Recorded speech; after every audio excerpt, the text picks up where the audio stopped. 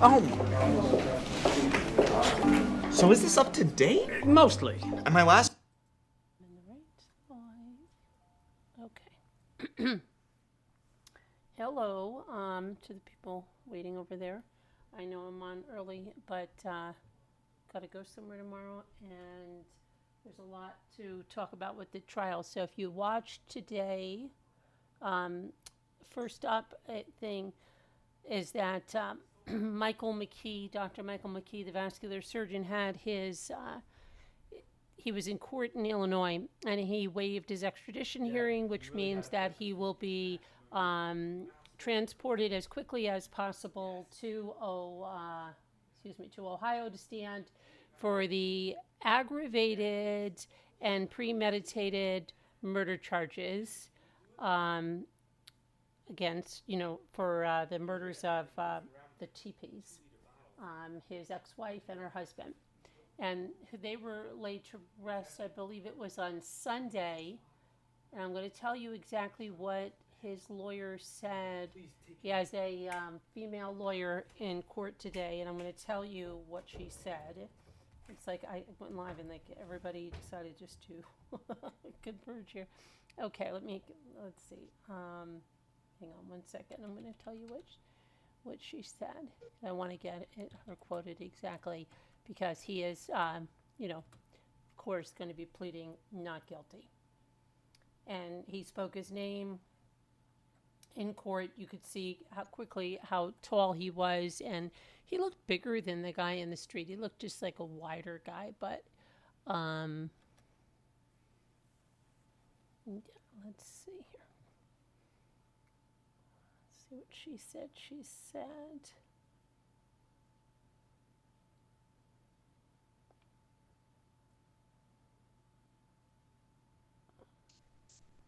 Mr. McKee believes the most expeditious manner in which he may defend himself against the charges pending in Ohio is to plead not guilty, waive his right to an extradition hearing, and have a governor's warrant for his immediate transport.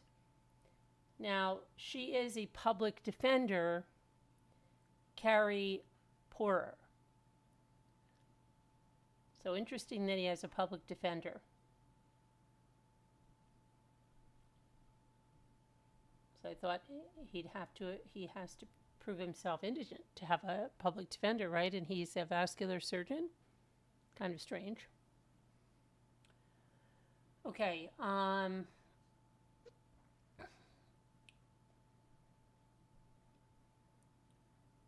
He was granted, just another side note, he was granted the couple's Virginia home in that divorce that they shared during the marriage.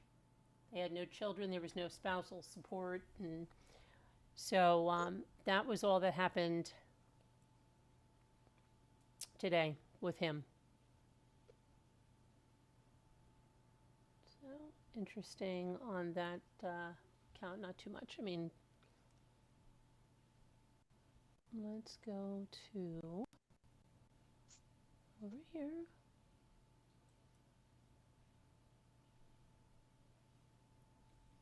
Hello, Linda. Hello, White Angel.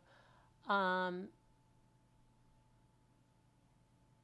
that's the first part. The second part is that the jury was seated with the Banfield trial, and that's going to start with opening statements tomorrow. That's the au pair Banfield. Hello to Scooter. Yeah, so that should be interesting. And today was really interesting with Caneiro. Did you watch the New Jersey trial, Scooter? Probably not. Are you going to watch the Banfield one tomorrow? Probably not.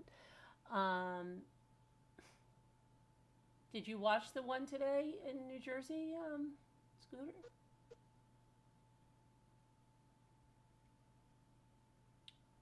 Did you? I wonder if you did. So that was an interesting opening statements in the Caneiro. But before we go to that, the Banfield, again, they seated the jury today. Jury seated, and then opening statements tomorrow on that one. And then the one we really have a lot to talk about is Caneiro. The prosecutor's opening statements were great. The defense, I don't know what they're doing. You know, there was somebody actually in the chat that said, probably the one tomorrow. You didn't watch the one in New Jersey? Are you kidding? Did you watch my video last night where I gave you all the information on the case? Maybe you would have gotten interested. You probably missed that too.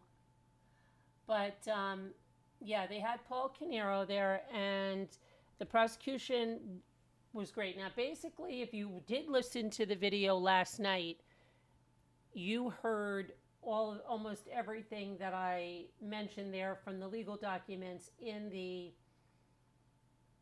opening statements. The only things that I will say that got a little bit elaborated on were that when he went to his brother's house, he cut off, you know, all the electricity. He even took the electrical box and like took it off the wall, threw it in the yard or something like that.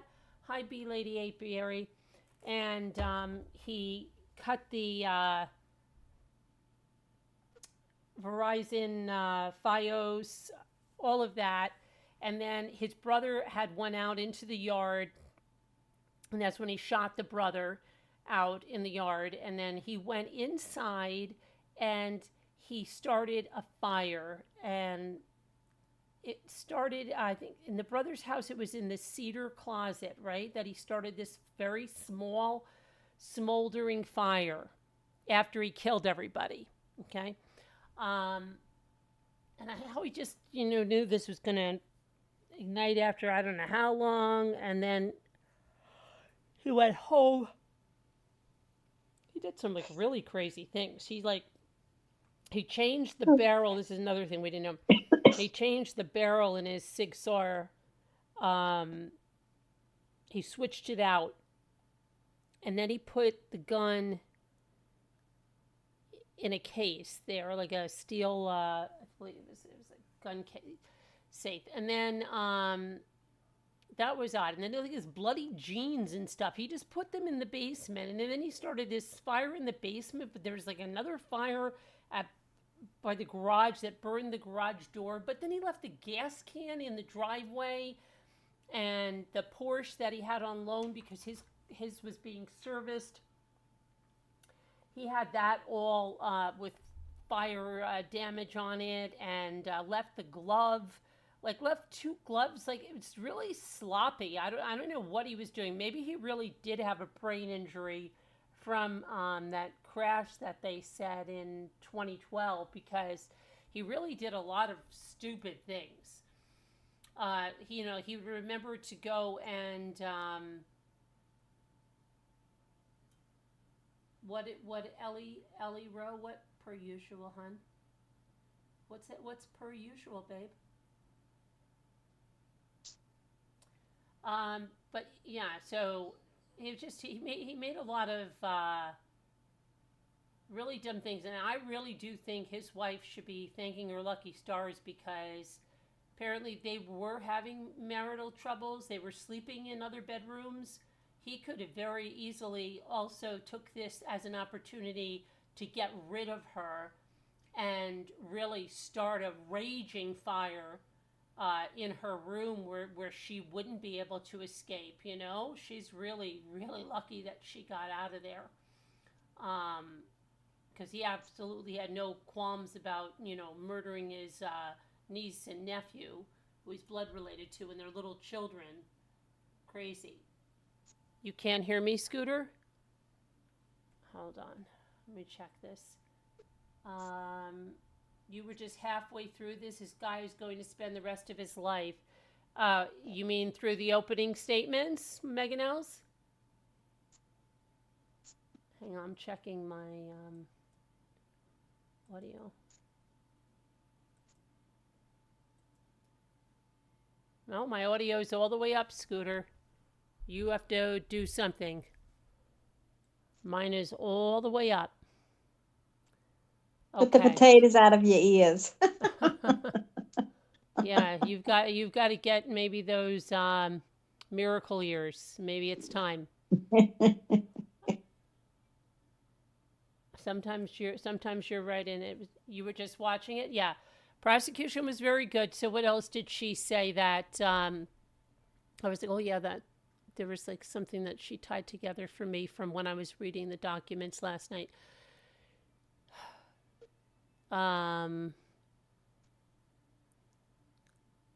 Oh, then again, she's told about that there's money issues, and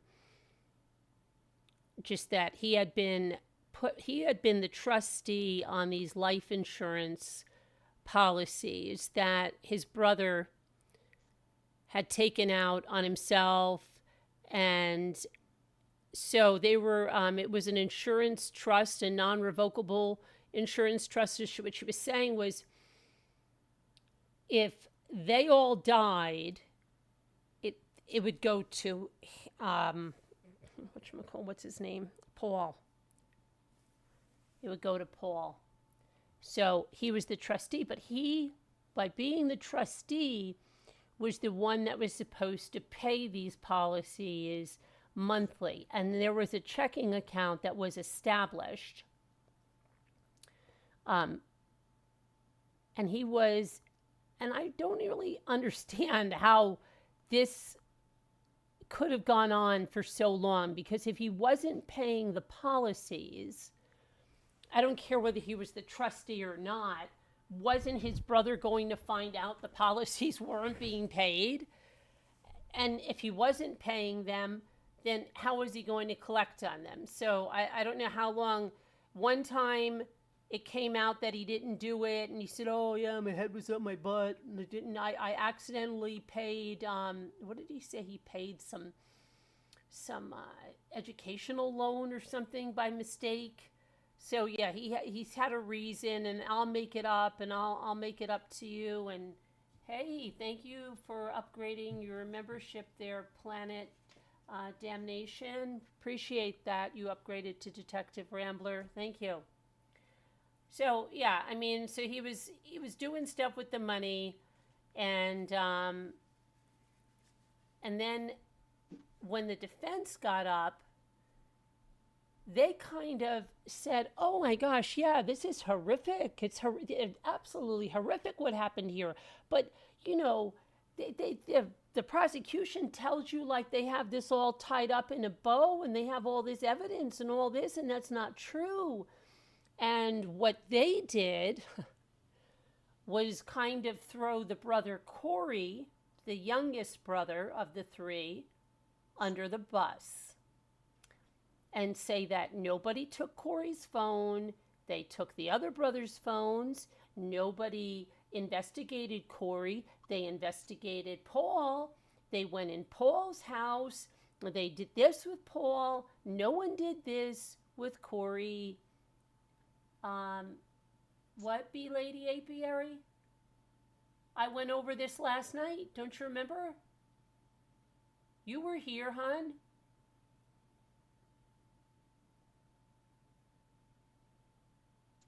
Yeah, you were here, remember?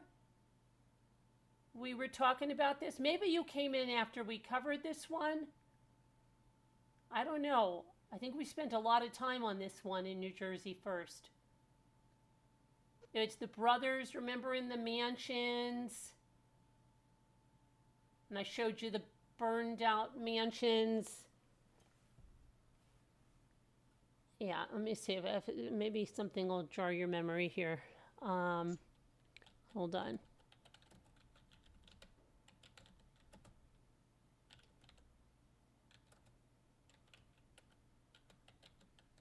So they had two businesses together, these brothers, okay? And they had an extermination business.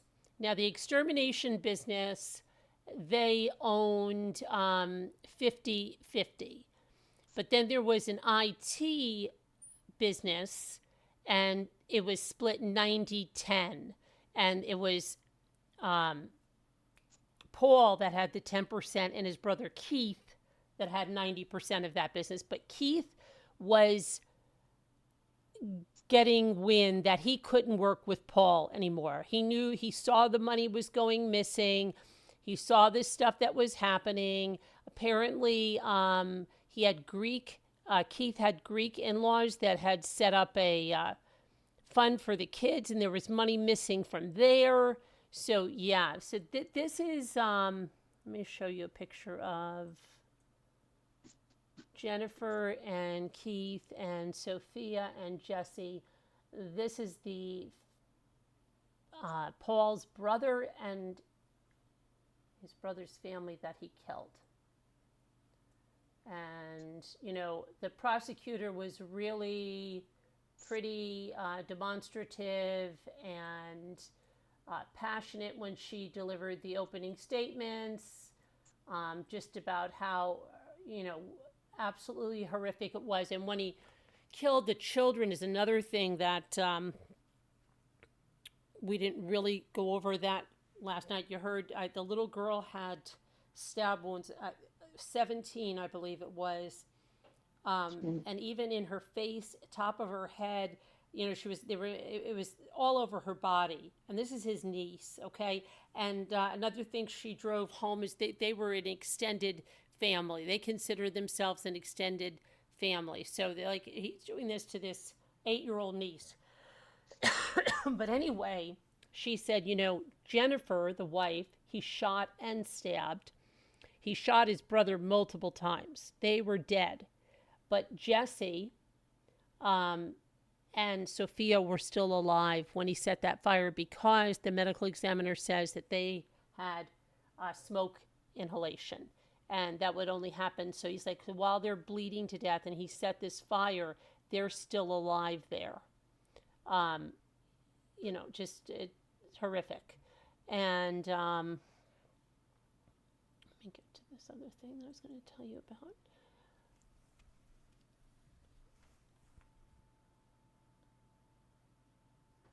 She said, let me see this. I just want to get a little bit of what she said.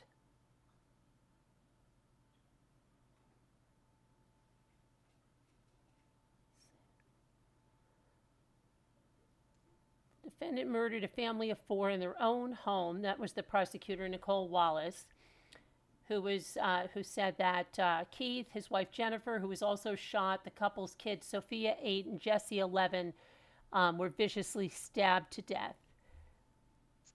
And then Paul, he waited until dark, until the early morning hours after midnight. He came prepared. He armed himself with a handgun. He wore black. He snuck up on the family while they slept. She alleged Paul first shot Keith to death when he came outside to check the generator after Paul cut the power to the family's Colts Neck mansion so he couldn't protect his family. He then fatally shot Jennifer before killing his niece and nephew, and then set fire to their home to cover up what he had allegedly done. Then Caneiro began crying as his lawyer, Monica Mastalone, blamed a third brother, Corey, for the heinous murders, claiming Paul was best friends with Keith and loved him and his family dearly. Paul and Keith ran the companies together. They loved each other very much. And they were best friends, she said. And she just kept saying, nobody went and looked at Corey.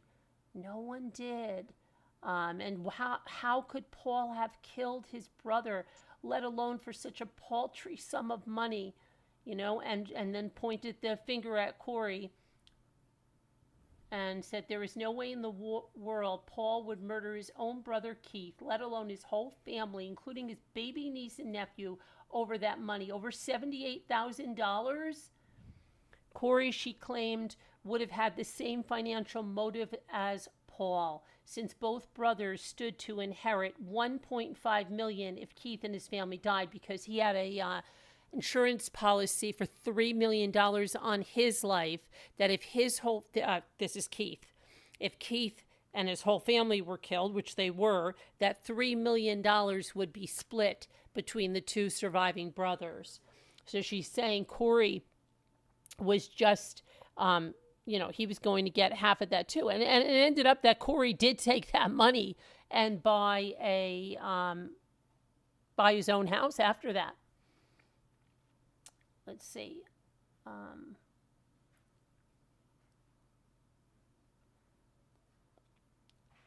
Paul's financial situation was a house of cards, but what you'll also hear during the trial is that Corey's situation was even worse, she says. And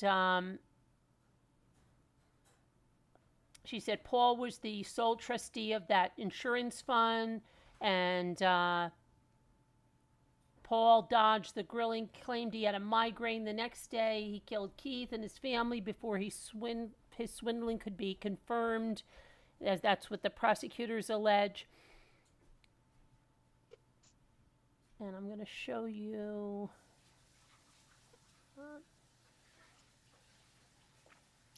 the houses here. Hang on one second. This is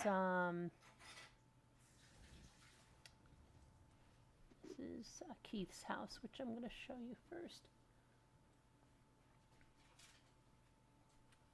So prosecution is saying exactly what we read in the documents last night, and the defense is saying, just pointing the finger at the younger brother, Corey, because nothing was ever investigated with Corey.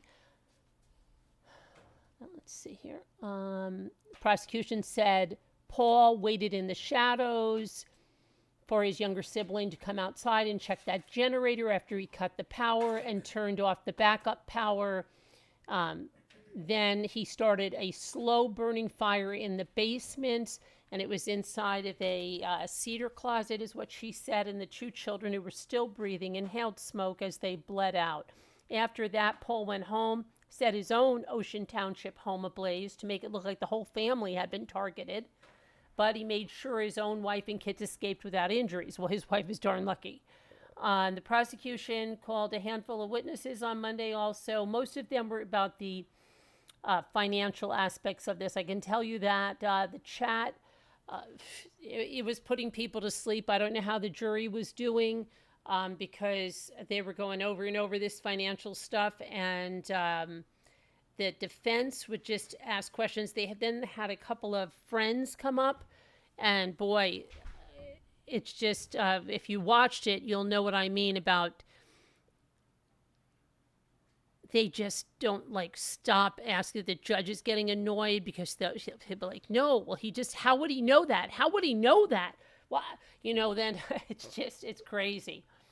Let's see. Director at the Doris Duke Foundation talked about how the nonprofit was likely going to drop Paul and Keith's company because their services were too expensive. Now, that was the only client that IT company had. So what they're saying is that Keith was ready. He was going to go back to school. He was going to get his master's degree. He was going to, I guess, try to get a job as a consultant or something, maybe in a larger corporation, to extradite himself of any dealings with his brother. He was going to, wind these companies down. That IT company, they said they didn't think that client was going to be renewing. So basically it had no clients. That'd be very easy to shut her down, right? And then they had the pest control company, which he was getting ready to get out of too. And then he just wanted to do his own thing and just get away from any business dealings with his brother Paul. But that didn't happen. So they had the Stephen Weinstein, the brother's longtime accountant, came on, and he told the jury how the Doris Duke Foundation made up Square One's businesses, 90% of them, okay? And they were going to lose that client because the services were just too expensive. So Keith had decided to sell the company and get out of business with his brother, and that would have been a big financial hit for Paul because Paul was getting $225,000, which was being paid to his wife because he was getting disability payments because of that crash he was in.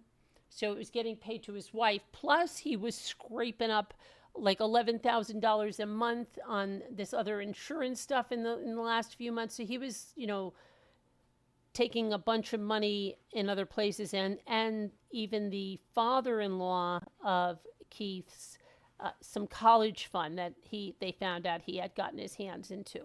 So yeah, this would be a big blow for Paul. Corey wasn't involved in the business. Corey wasn't, he stood to inherit life insurance, but he wasn't being paid by them. And in fact, in the papers and stuff last night, it said that Keith had told Corey he was going to be cutting off Paul's $225,000 salary because he was so upset about where this money had gone. And that was like one of the things he had called Paul, and he was saying, where is this? Where is the password? You better give me the password for this, because he had to go in there and see. So it was coming down to the wire now for Paul. And that's what they're saying. That's why he acted that night. Let's see. Their insurance broker testified about Keith getting to the bottom of the discrepancies with the life insurance payments. And then Ben Palucci was a close friend and a neighbor of Keith who had a son who was close to their son, Jesse.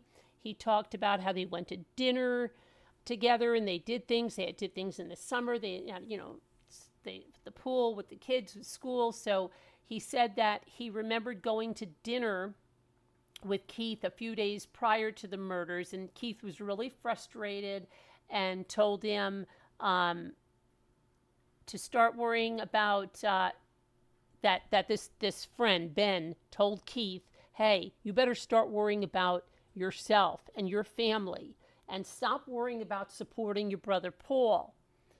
The day of the murders, this friend Ben texted Paul and Keith, not knowing that Keith was dead, and he alerted them. He's like, hey, Keith, your house is on fire, okay?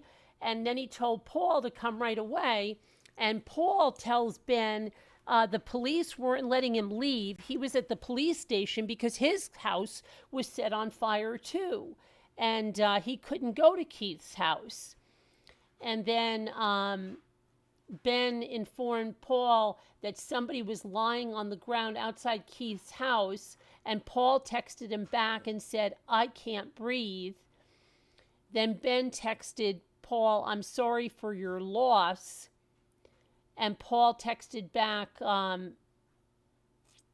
me see, did he? No, he never heard from Paul again after that.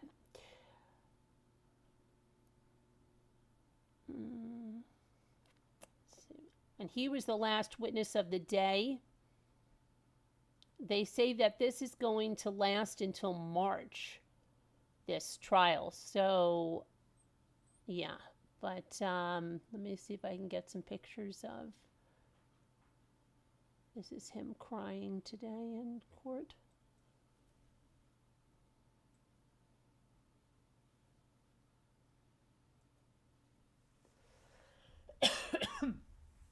You see, look how they always jab the corners of their eyes to make it's like so.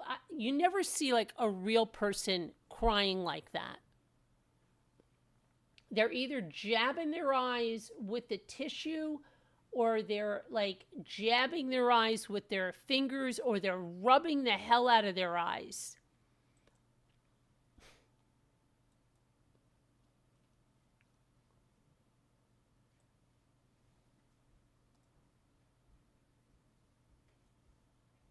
Okay, that's another. So tomorrow, I'll probably have some of the, I would imagine, the fire, arson investigators, police, and stuff on tomorrow. Let's see here. But yeah, B Lady Apiary, if you missed my, go back to the one from last night, because I went and did a deep dive on this whole case and the Banfield case too, which is starting tomorrow with opening statements. The au pair, that double murder case. Let me go It should be an interesting trial. Yeah, it should be. Lasting until March. Yep. Yeah, they said like seven weeks. Right? Should be right around springtime. How family can turn against family like that, especially children. Yeah, the children. Oh my gosh. And the way he murdered them, you know what I mean? That stabbing is children. I mean, it's just horrible.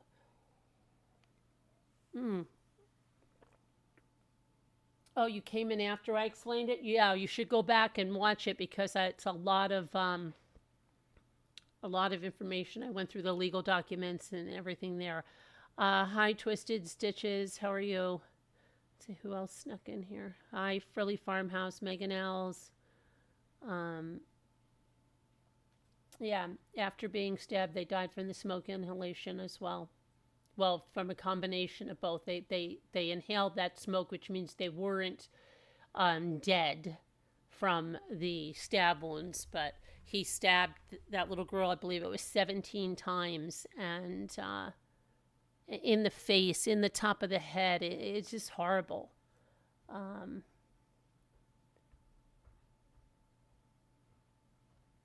What? An upgraded Discord? What's going on? What?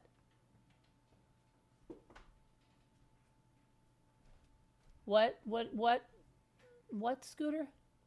You go to Slack. Wait, hold on a minute.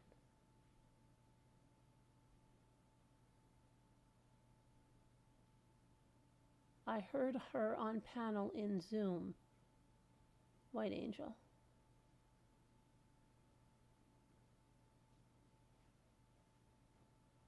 Oh, Scooter, do you see Bucky? No, Bucky's on panel. Bucky's on the panel. I'm here. Wait, an entire family for $78K. It was, well, no, it really, if he would have got away with it, he would have stood to inherit the 1.5 million. Corey would have got the other 1.5 million. So it would have been more than 78K. Plus, I don't think they touched upon the kids' accounts they had set up by the maternal grandfather. So yeah, there was more than 78K at stake. But still, I mean, it's crazy. Like what the prosecutor said, something like that. She's like, not that anything would make sense. Like that's just, murder doesn't make sense, you know, in any way. But yeah, it's nuts. Well, he blew that one. The only post said Paul was stealing.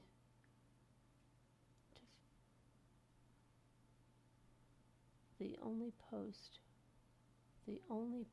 said that.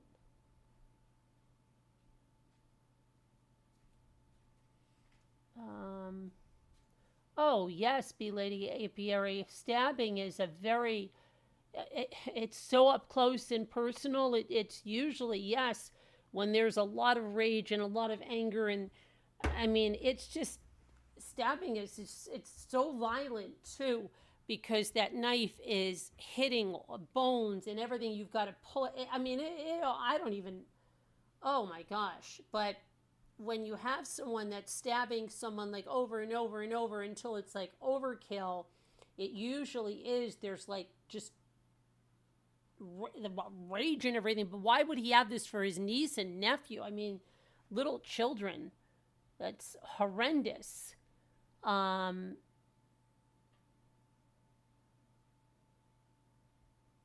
Good night, Frilly. Sorry. New York Post. Yeah, I don't know about that affair, though, because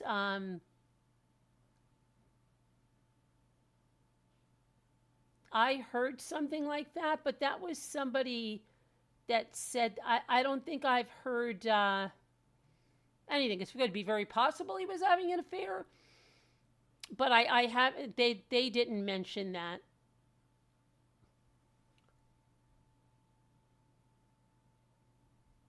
I think I read something like that last night, and then I said, yeah, I don't know. But they said that the wife said that they were sleeping in separate bedrooms because they were having marital issues, which I said it's a good thing that she got out of the house. But I don't know what you're saying there, Megan Els, where you're saying you saw that.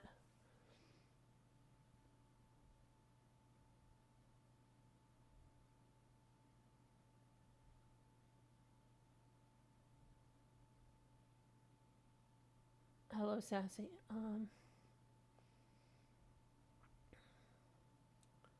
Hello, Denise.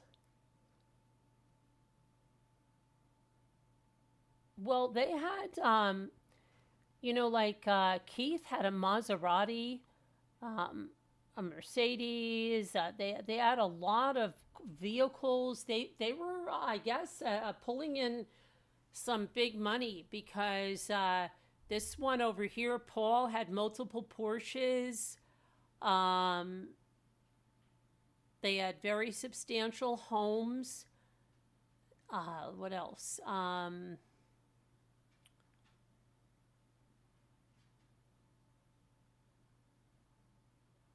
What else did she say?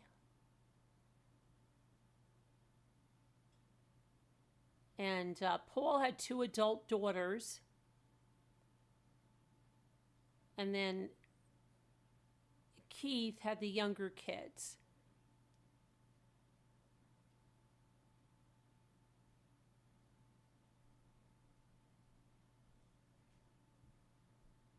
So I'm sure more and more will come out.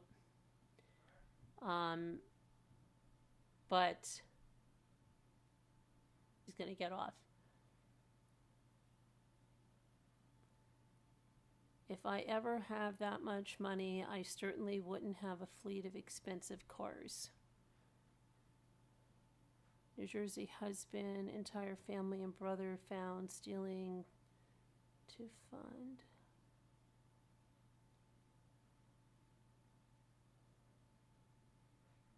What? But I don't know who that. What is your. Okay, let me see here. Let's see.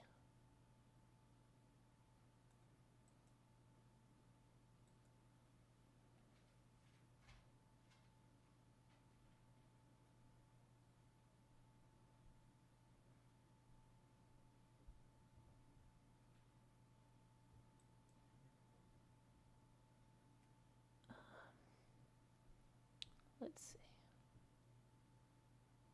Well, wait a second. Hold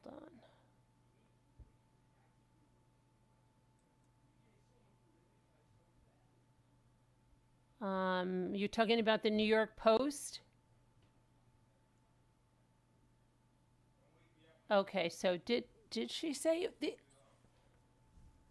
Hold on a minute, because I didn't hear her say that in the opening. Oh my gosh, this thing is crazy. Hold on, this thing's popping down. I didn't hear her say that in the opening statement, but okay. Yeah, it was his illicit affair. Okay. How did I miss that part of that? I saw that somewhere last night, but they didn't mention the name. I wonder if she will, that woman will be called as a witness. I wonder if they, that will be interesting if they call her as a witness, huh?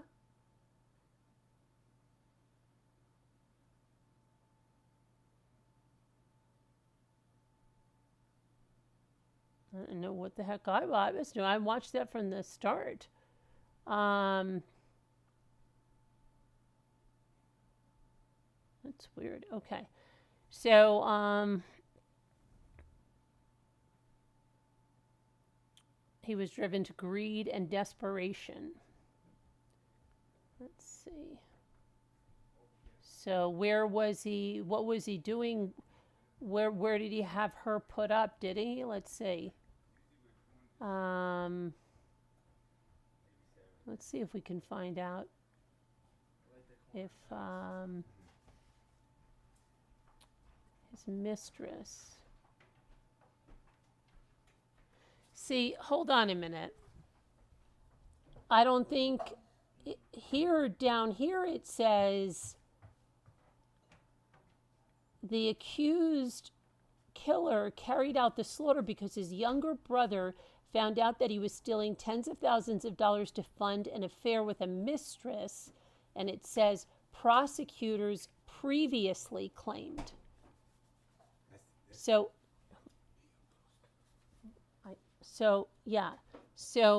I'm wondering if she said that today, because I didn't hear it today. That was weird. I mean, she could have said it today, but I watched that from the start of it. So let me see here. Interesting.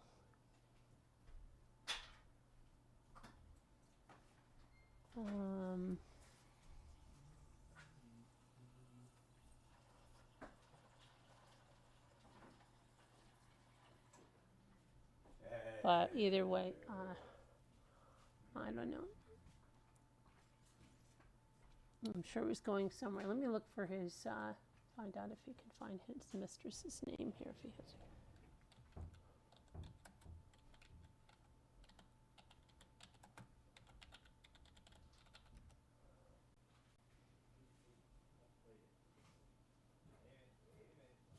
Okay, let's see.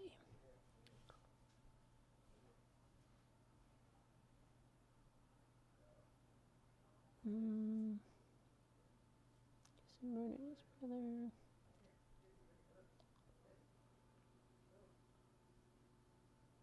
Yeah, it's funny because I don't think she said that today. So I'm even looking at court TV. Let me see here.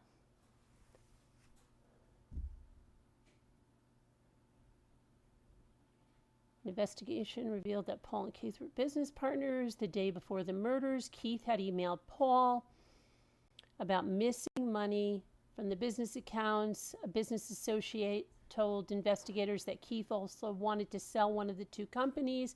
He was frustrated with Paul and the amount of the money that Paul was spending out of the business accounts.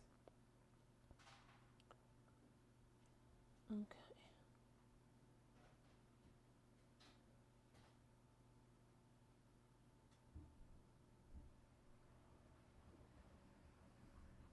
Did you hear that mentioned, Megan Ellis? If you, because I didn't hear it mentioned today, and it's not. I'm not seeing it mentioned anywhere, except in that article, and it's saying that was previously said.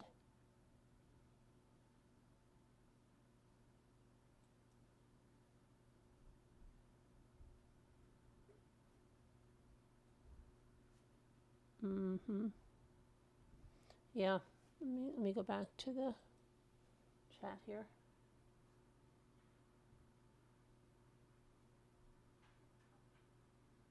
I didn't hear it either, but I have no. She didn't say. I was listening, and watched the opening statements and the first, everything in the trial, and didn't hear it. So I'm trying to think. I didn't get a phone call or anything that would have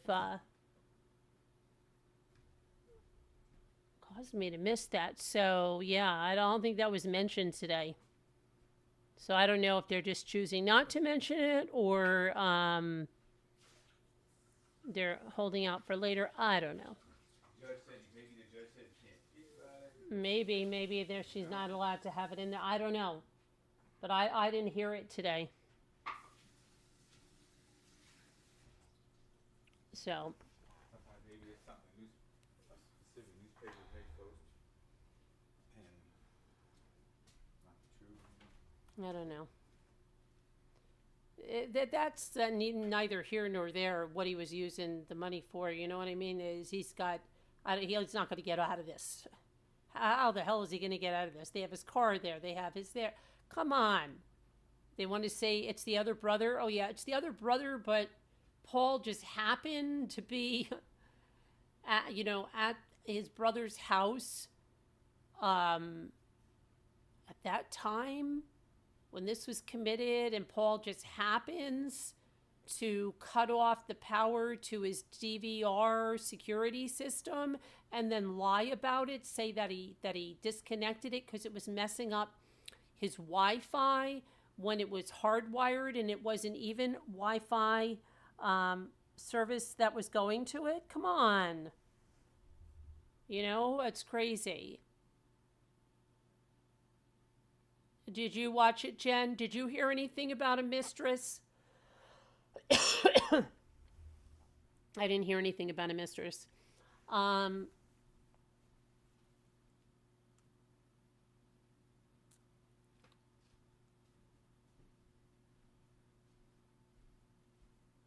White Angel said these women who were having affairs with married men. Well, we don't should be held accountable to. No, come on, White Angel. For this, he murdered his brother's family.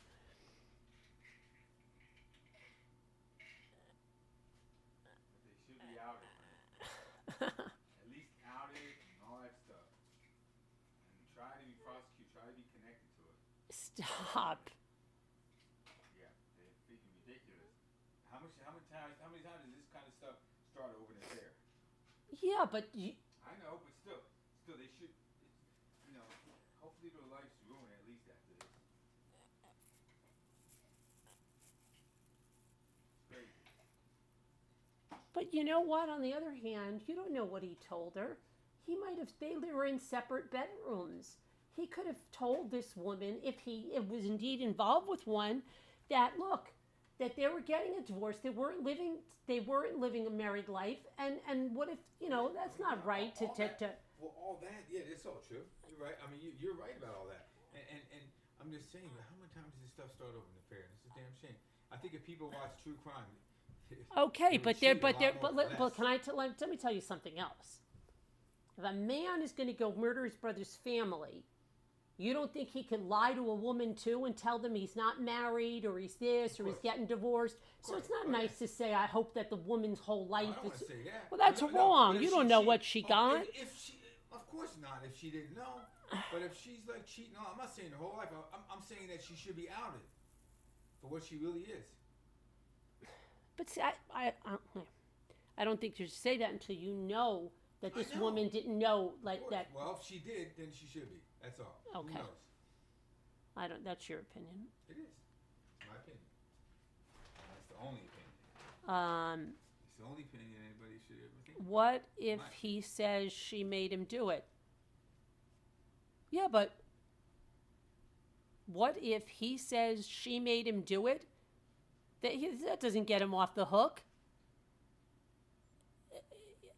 If you're gonna violently stab your own blood niece and nephew, who were part of your big extended family. He did it for him, honey. He did it for her. He made him do it. Now, who knows? I don't know. There's a lot that don't be Lady Apiary. There's a lot of guys that have double lives. Look at Charles Kuralt. There are a lot of guys who have double lives, or they say they're separated, they're getting a divorce, they may be even living separately. You don't know. If a guy is that bad that he's going to murder his brother's whole family, you don't think he's a pretty crafty liar? You think he's like Mr. Truth Teller? No, I'm not. Oh my gosh, Jimmy.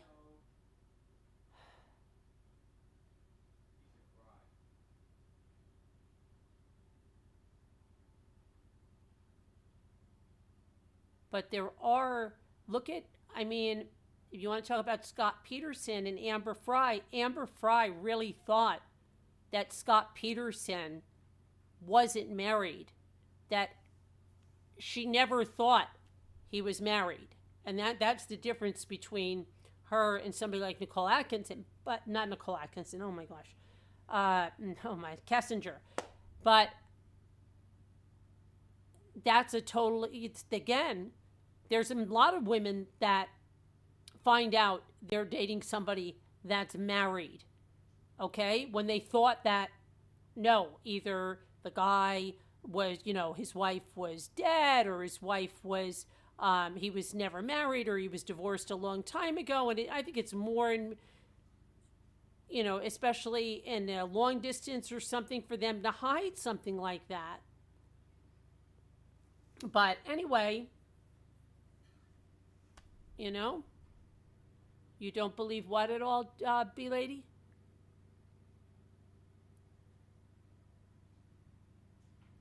Yeah, but she didn't find out. When she did find out, she did. And many of them do. They're furious. But I mean, we're sitting here making assumptions. We don't even know. How do we know? No, we don't, Jimmy.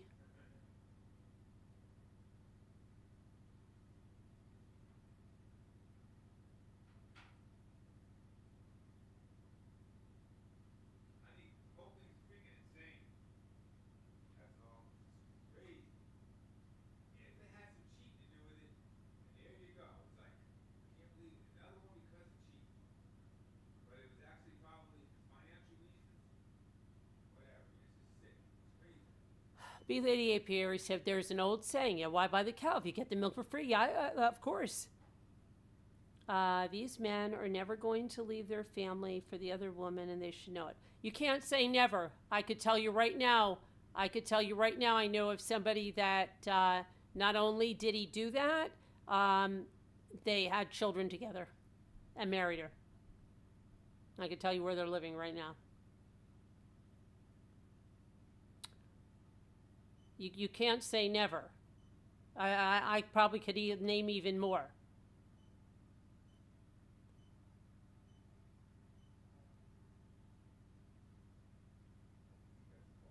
The first time a married man asked me to go out for dinner, I waited until he was home, and I called his house line, and I asked his wife for permission.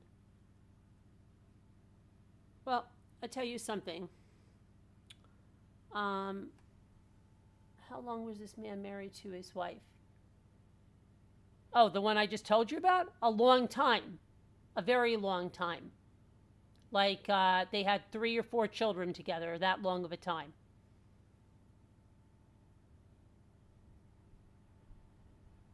And in fact, he got with the other girl, okay, and she was younger than the wife and everything, and he was with her, and the wife was wreaking havoc in their lives, so much so that they began going to see a therapist about it, okay? And the therapist's advice was like, don't worry about it. She'll give up, and you guys are making a history together, okay? And then eventually, the wife did stop whatever the freak she was doing. Oh my gosh. And she stopped it, and then the two got married, and then they ended up adopting a baby from Guatemala. I think he was from Guatemala.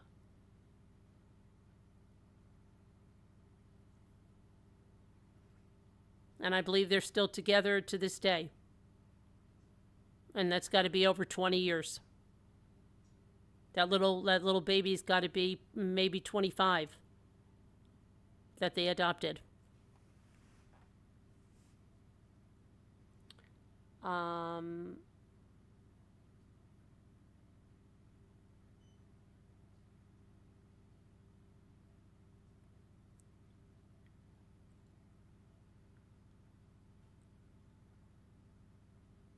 Oh, I was talking Paul. He and his wife have adult daughters.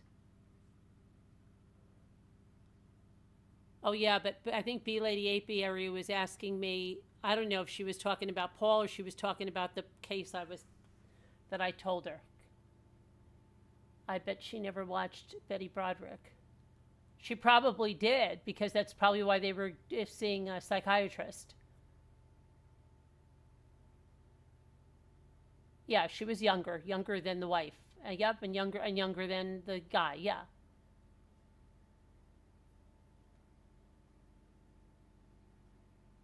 No, B Lady Apiary, I hope that we know we're talking about the same thing. I'm not talking about this case, Caneiro.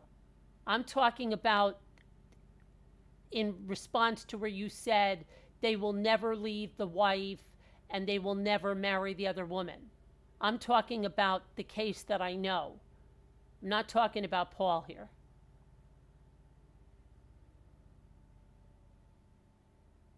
But Betty Broderick is another one, right? He left his wife. He married that woman. So there's another one, B-Lady.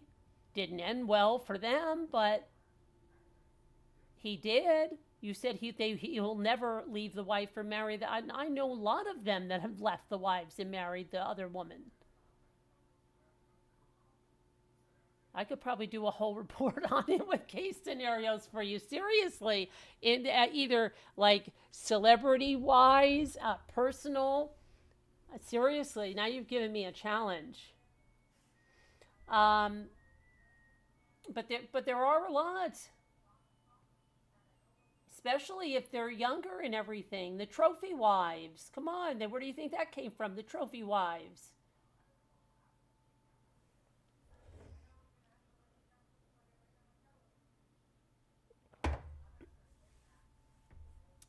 Oh, boy.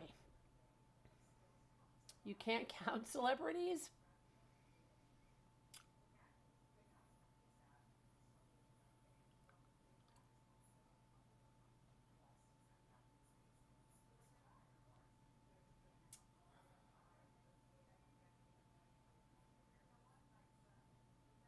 I don't know. I don't know. There's a lot of guys. But I mean, you can't always just blame the woman. A lot of times these guys are sleazeballs. Okay? And they could tell them, look, my wife and I, you have not heard when people, especially in this day and age, they get divorced, but they're living in the same house. Sometimes if there's a basement or a lower level, the husband is on the lower level of the house and they've agreed that they're going to go live separate lives. And usually they're in the process of getting a divorce or whatever, blah, blah, blah, blah, blah. Come on. There's a lot of guys on dating websites that say they're in the process of a divorce. Now, that would never appeal to me. But they say they're in the process of a divorce and they're out there and openly, starting another relationship. So I don't know. I don't know. My hubby tried that. I already explained what he would take with him. Nothing. And I would be a cougar. Oh boy. You've never heard about divorced folks living together? Wow. Please tell me in the chat, other people have heard of that? People that are divorced, but they're still living in the same house, but like on different levels?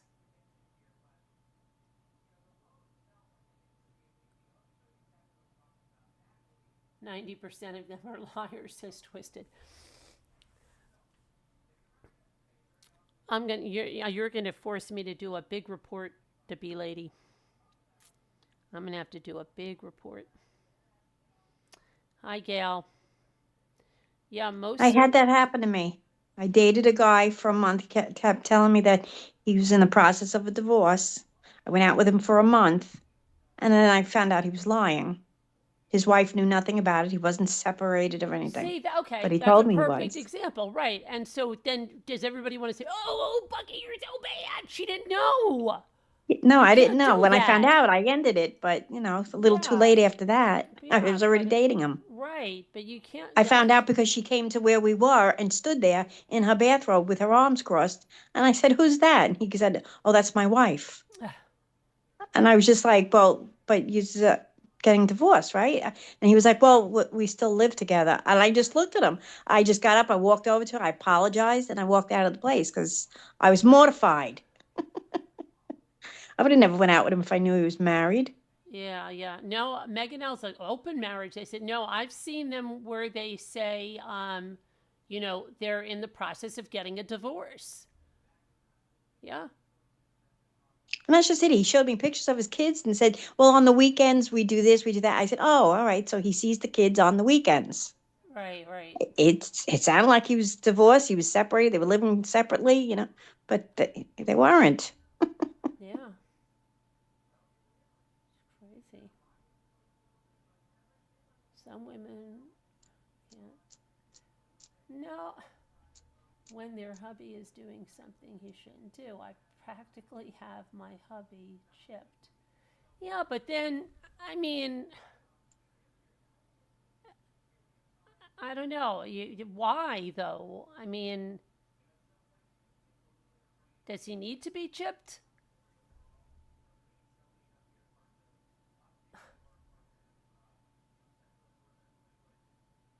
If my hubby wanted to leave me for another woman, I would let him go, says the little lady. You can't make somebody love you. I would be sad, but wish him well. Exactly, little lady. Some of the women hold on because it's a money issue at that point, especially if you have a long marriage and there's a lot of assets and stuff, and they just try to. It's not even that they're in love with the guy; they're just trying to make his life miserable to get back at him.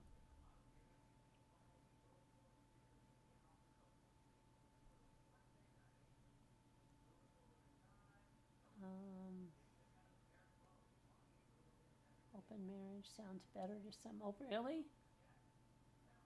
Yeah, yeah. Oh boy.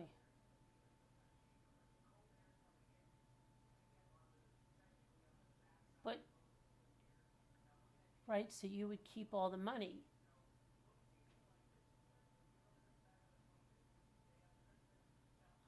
Okay.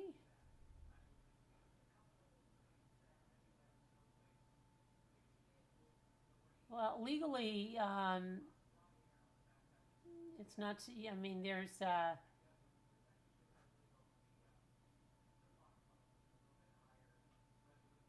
don't know what state you're in, but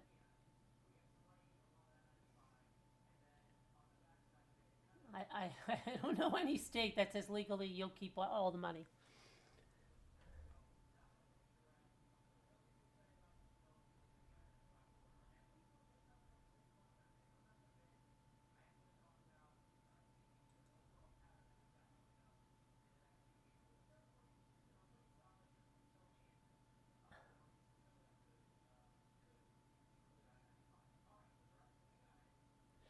Oh, your name's on everything? Okay, well then that you already have it. You already have everything. But then there's after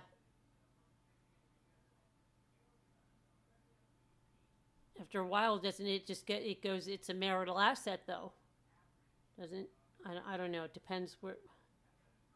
Unless you have a prenup on that stuff.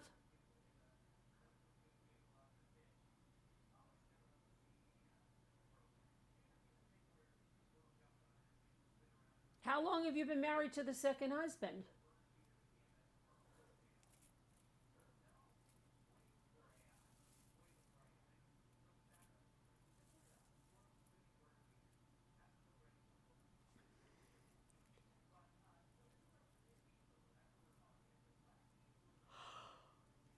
Whew.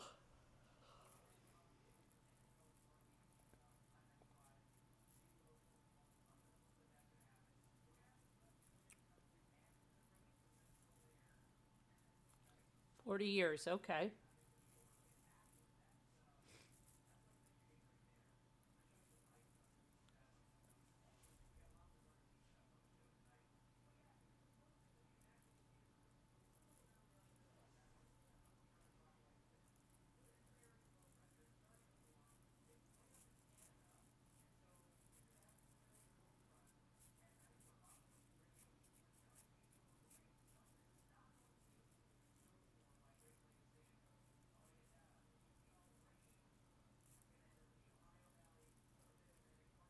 Trying to think, there was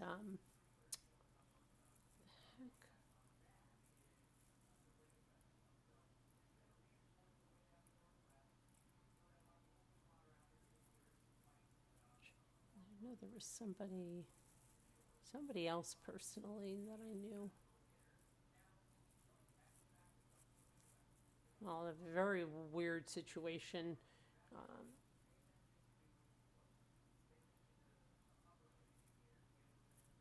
Of a guy that didn't get divorced, but split up his assets. The wives then all knew. Then he gave a house that he had when he was married to the wife he was currently married to, even though he was with another woman, and he took that and gave it to the girlfriend that he was with for many years.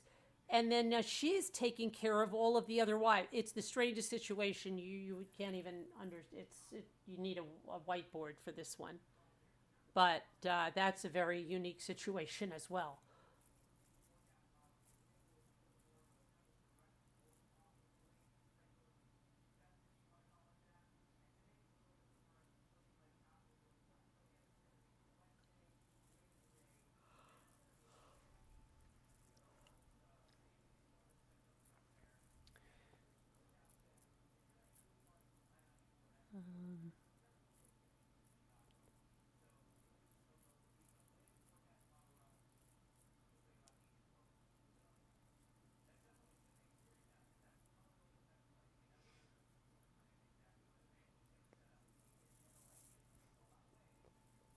Your heart breaks for women whose husbands who leave their wives for whatever reason. Women inherently believe marriage is forever and they will be loved and treasured. It is in their nature. I don't know. There's a lot of wives who leave their husbands. You don't think so, Lady Abiari? There's a lot of women who initiate divorces. There's a lot of women who, get with another partner and leave their husbands. It's not like, women have an apron and they're all Susie Homemaker now, A lot of women are very independent. Many of them could be the breadwinner. It's a different world now. I don't think it's all men that are leaving their wives. There's plenty of women that are leaving their husbands.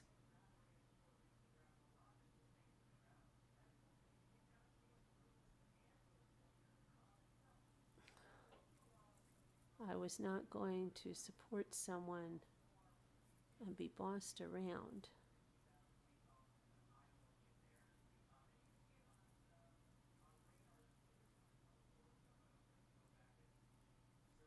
Cinderella complex.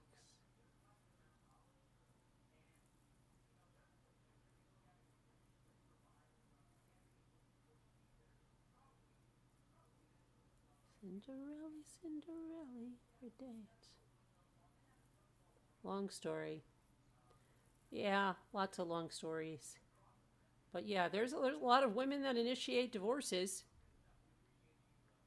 I have a story about that one too, about this guy that was like so low key. His wife was a lawyer. This guy we called Cool Guy actually went with me to buy a Volkswagen bus to look at it because he specialized in looking at Volkswagens. But he's like, oh, when we met him, oh yeah, my wife's a lawyer and she's fine with this. And he was just like, I don't know, he was just the most like hippie-ish kind of guy. And then when I was pregnant with Ethan, I met him and I'm like, hey, how are you guys doing? And he's like, would you believe she left me? I'm like, she left you? Yeah, she left him. She had enough.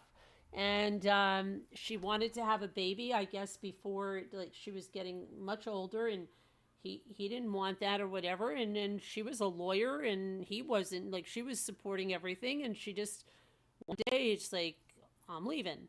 And like before that he was saying, I don't know, I could live on $7,000 a year. Like he just said the most bizarre things while he had like his lawyer wife supporting him. But then he had his Volkswagen Beetle, and I think he was like cutting hair then, and he had to get his own townhouse and stuff. And But he was asking me all kinds of questions, and I couldn't believe it, because before that he was just like, every day, just, kicking rocks around the yard, seriously. And painting is VW Buzz. Hi, Rosalita. But yeah, there's a lot of women that initiate.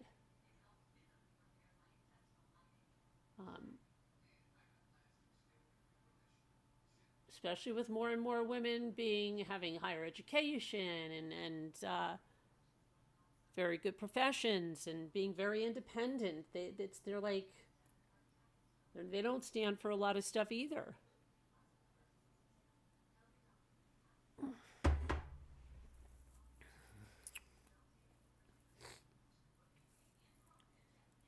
So, yeah, different world. How do we spin out on this subject?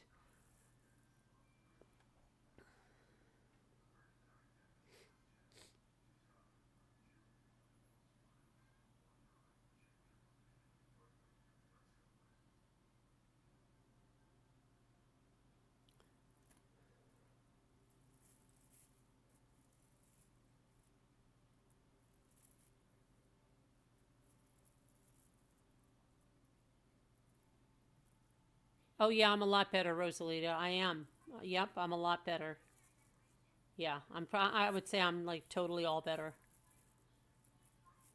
I believe a woman can be very well educated and have a great profession and still be an old-fashioned housewife. Of course, yeah. Well, to some degree, if she has a profession and she's working outside the house, then she's not going to have that time to be 100% a old-fashioned housewife. Maybe when she's there, she can do that stuff. But if she's working full-time in, let's say, as an attorney or a doctor, a surgeon, whatever, she could like those kind of things, but, there's only so much time.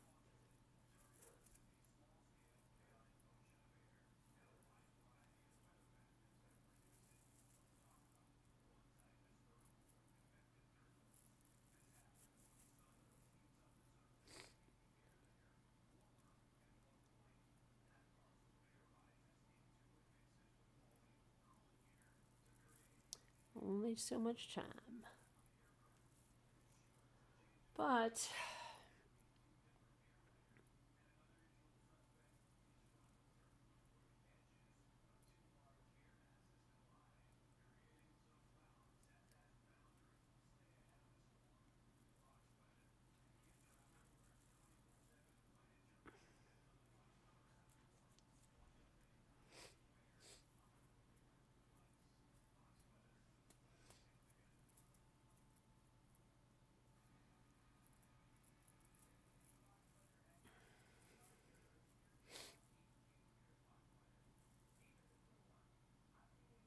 something's got to give. I think a lot of women around my age did tend to think marriage was forever and tend to think sticking around till the kids are older is better.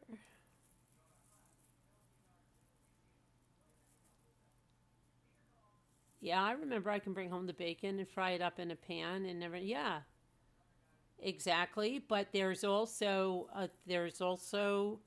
a lot of fallout from trying to have it all and trying to do it all like that, and it caused a lot of people to have nervous breakdowns. And then that's why you got a lot of books saying you can't have it all. We can't have it all. It's like, yeah, you could say that and it sounds great, but after a while it's really going to take a toll if they really are doing it all.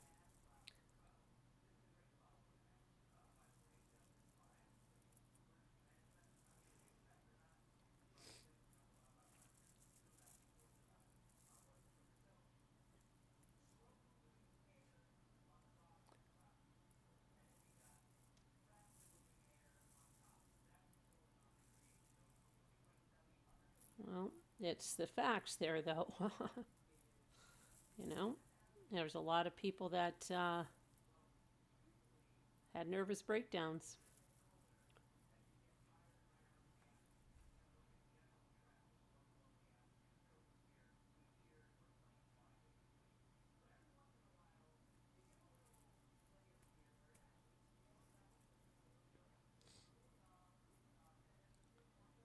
A lot of nervous breakdowns.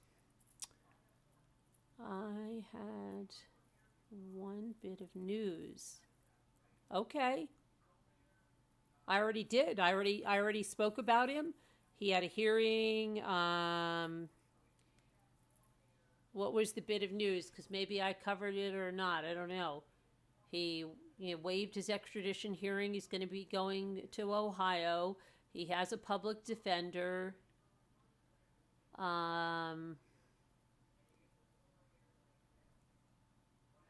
anything at all would suck. Yeah, big time.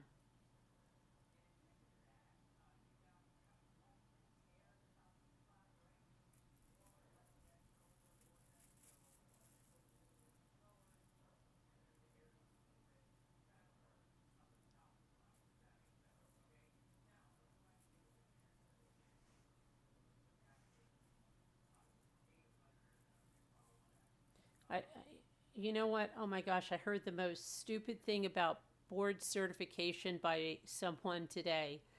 They go, maybe he had to deal with varicose veins because he couldn't get his board certification. They don't understand, oh my gosh, that board certification is not like passing a bar legally. Doctors have to be board certified. It's oh my gosh.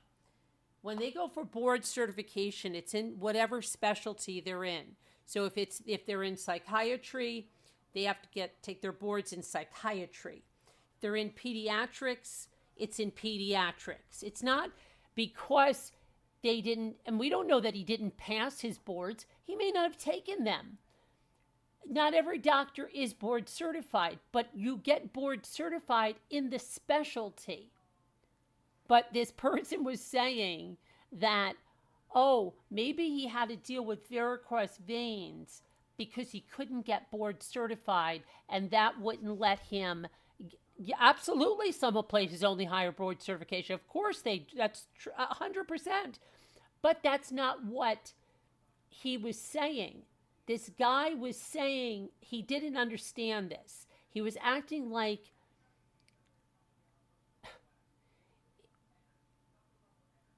that because he wasn't board certified, that there was only certain things he could practice in. It was totally wrong. But after many years, you should have it. It makes a difference. Yes, it does make a difference for some things. It does. Like many hospitals and things like that will only hire board certified. That's correct. And yeah, it's a good thing to have. Absolutely. And they should. But some don't. Some don't have it. And but it doesn't mean that he was in a vascular surgeon because of the board certification. Do you understand what I'm trying to say, B lady?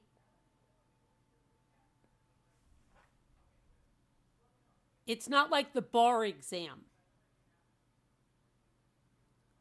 But that's how he was treating it. You did a ton of reading on this after mentioned it and how it made a difference. I know a lot about the boards. It makes a big difference. Yeah, a lot of hospitals won't hire you at all.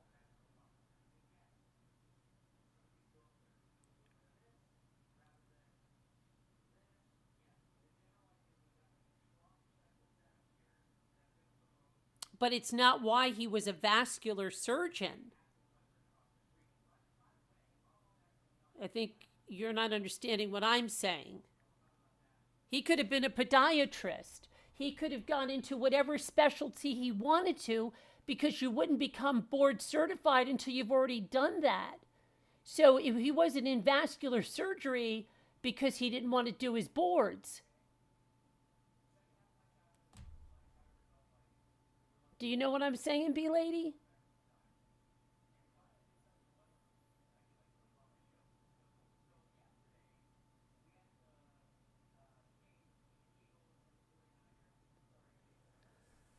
All I know is that in New York State, to be a teacher, you can be educated, but to be hired, you have to be certified. Absolutely. Absolutely. And you have to have a master's degree. And before you could be going for the master's degree, some places they have teachers with bachelor's degrees only. Yeah, there's a lot of differences in things like that.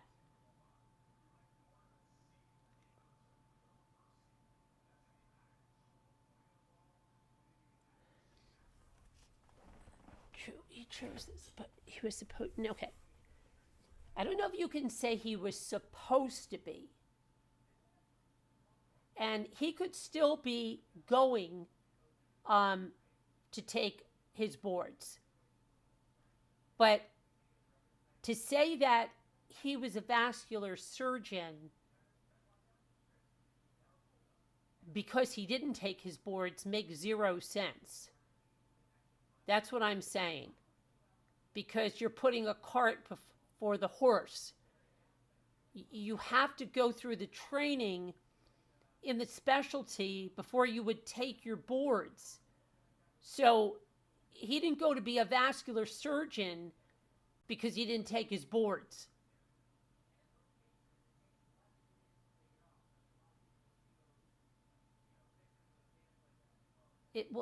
It's board certified as a physician, yes.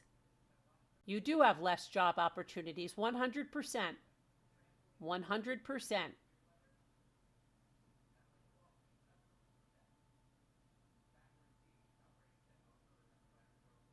No, the malpractice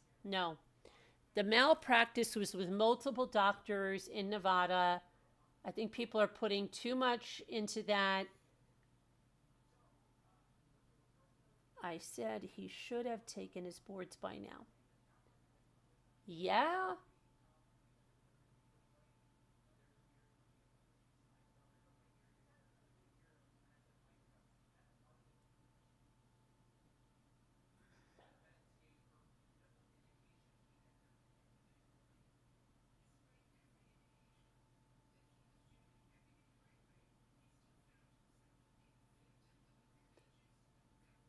But that, I mean, the other thing is the home was locked. Oh, we know that home was locked. Remember we talked about that? Either that there's, here's the thought of that. And I've talked about this. Did he do something as simple as ring the bell and they let him in? But if he didn't do that, he could have found the code out. There's a lot of ways he could have found the code out. The other, he could have even found out how to reprogram it. They even said there's videos on YouTube about how to bypass things like that. Okay, so there's ways to get in. Just look at that Greenberg case. There's ways to unlock that, that inside lock that you have on like a hotel door. So they explained how to leave and lock that on there. Okay, which, you would think, oh, is impossible, right? But no, there's ways to do it.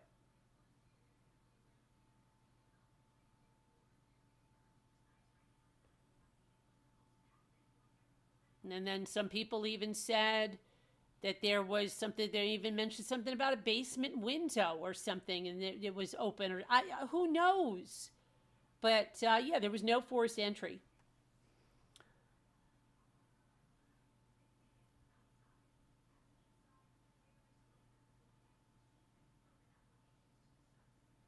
Wait. Hold on, Twisted. Twisted's saying, also they said his friends, though, only a few, all said he was a ticking time bomb. No. When the dentist was an hour late getting to the office, his staff called the police and said, go check his house immediately. Wait, Twisted. Who said he was a ticking time bomb? I didn't see any friends say he was a ticking time bomb. The only one I've seen come through for McKee has been a neighbor that said they were barbecuing together or this and that. It was very general. Who said he was a ticking time bomb?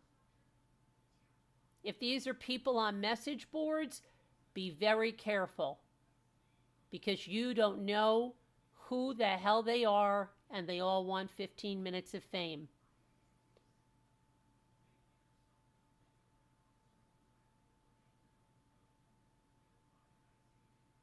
I have seen not one credible mention of anybody saying he was a ticking time bomb.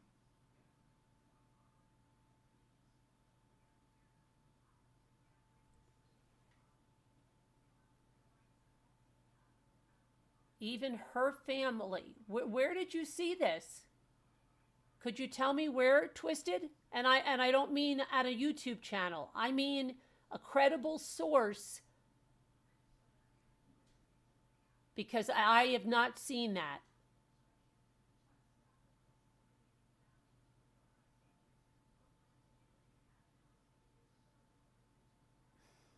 I think there's a lot of stuff going on. That's, as in anything, there's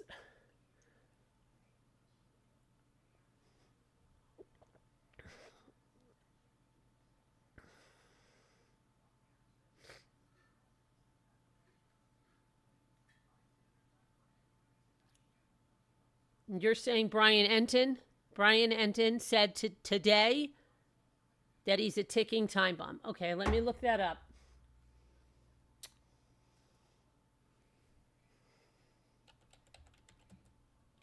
You sure they didn't say he could be one? They're saying that he had friends that... Okay.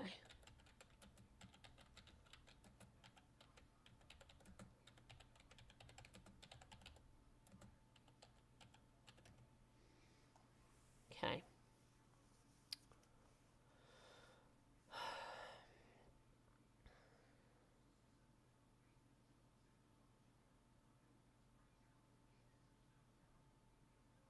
Yeah, I don't see it. Now you said Ashley Banfield.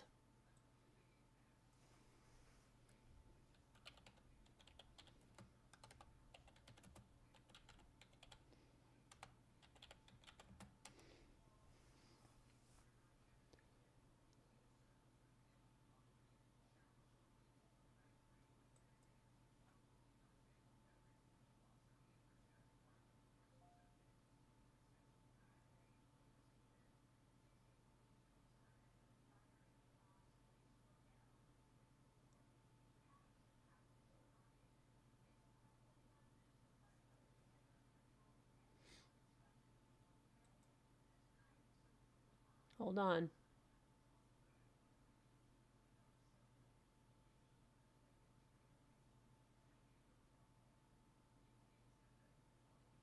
Okay, here's Ashley Banfield 11 hours ago. The arrest of Michael McKee shocked Ohio.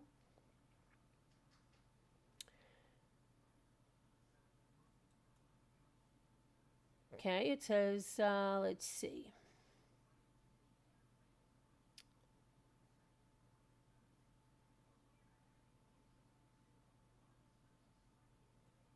I don't see anything about a ticking time bomb or friends. She lists everything they're going to talk about. I don't see that. I think they might have been speculating because it has a question mark. It says, scorned surgeon busted for murder, question mark. Unhinged ex-husband, question mark.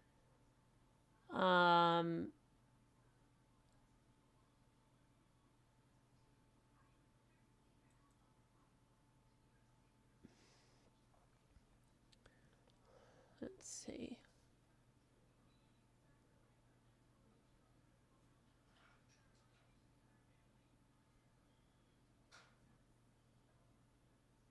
Yeah, I don't know. I'm not seeing the ticking time bomb.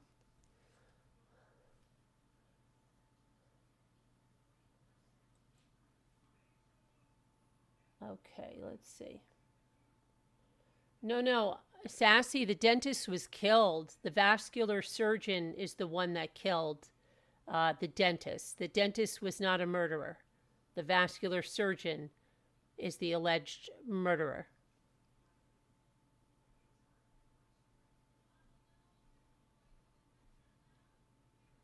Okay, I could Google it. Just because it's on Google doesn't mean it's a fact. I'm kind of a stickler for facts and sources. Just because something's on Google, just because some YouTube creator says something, just because some newscaster hypothesizes about something doesn't make it a fact. That's one thing I am like a stickler on, okay? So I don't spread misinformation or stuff that I can't verify. Now, if we're talking about what we think might be something like, why did he do this or whatever, yeah, that's one thing if we're talking about it. But if we're going to state something as a fact, then I've got to be able to retrieve that information. I just did Google right now and could not find any credible source for anything like that. I've seen fake insiders call up. We see with every case, Lady Apiary, with the Kohberger case, there were so many fake insiders that called in and all of that stuff. And then when we do hear that, then we'll hear that, then that'll be a fact. But with every case, Lady Apiary, I have been doing this a long time. In every single case, Kohberger, they had a mother that came on and everybody was losing their minds coming over here and saying, oh, you should have heard. And that was all fake. We heard about, in the Chris Watts case, they actually said there was an insider and he was at Survey 319 and they showed these like check-in gate, things that didn't even exist. So yeah, I've seen the gamut of a lot of made up stuff. Yeah. And, I'm from New York, New Jersey, but I should be from, I don't know why they call Missouri the show me state, but you have to show it to me. Show me the receipts or it didn't happen. That's me. And I make no apologies for that. Because I've seen so much misinformation in cases, and it's just something I just don't support. Because then all you do, just like we're having to constantly go back and saying, no, she didn't have a restraining order on him. No, there weren't instances of domestic violence. No, she didn't make a 911 call on her husband. Like, we have to constantly go and correct those things. Can't do it.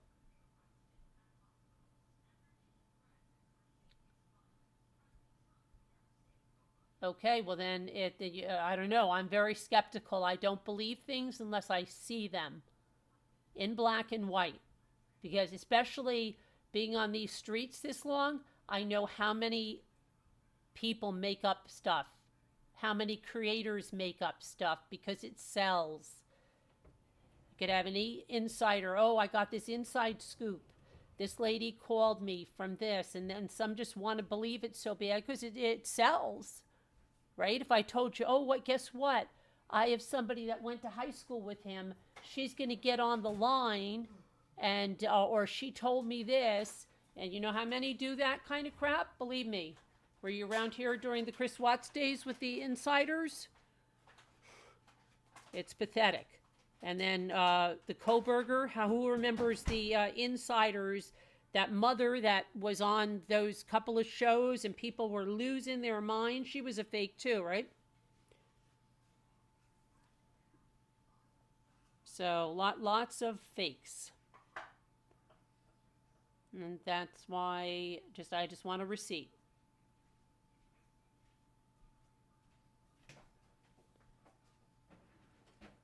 So I haven't seen anything like that. Any other juicy crime stories that are easy? I don't think any are easy.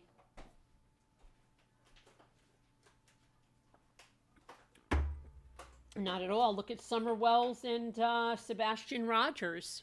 That's right there. That whole thing is all written for YouTube. right? There's nothing going on in either of those cases, but yet there's still channels talking about it for years on end, and it's just about the drama that's around it, nothing about case facts or anything, just about drama between creators and either family members of them or whatever. But that's what really is upsetting, because it's not doing anything about finding the kids or the facts. It's trailed off into something else and just clicks, views, and money.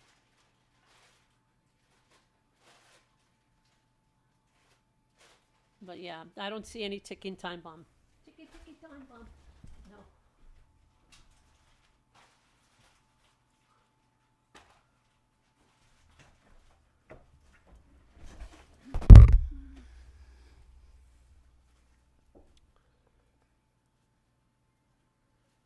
Okay, let's see here. Let's see what else we got over here.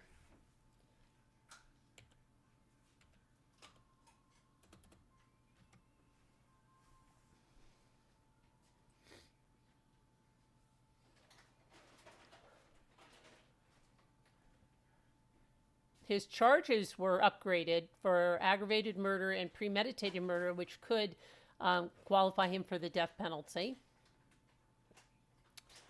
That is a fact.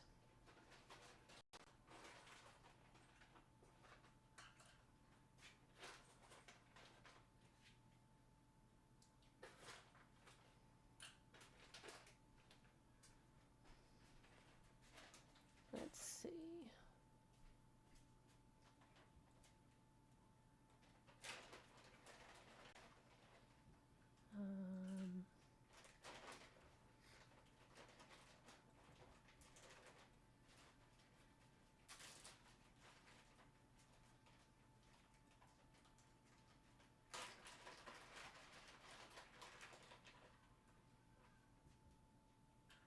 Okay, let's see here.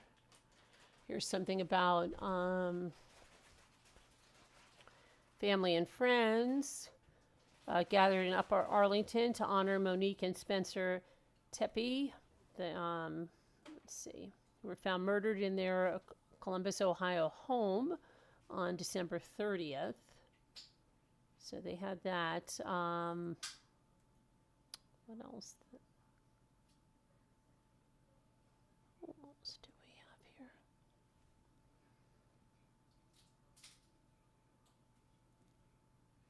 Okay, I just saw something else. Hang on.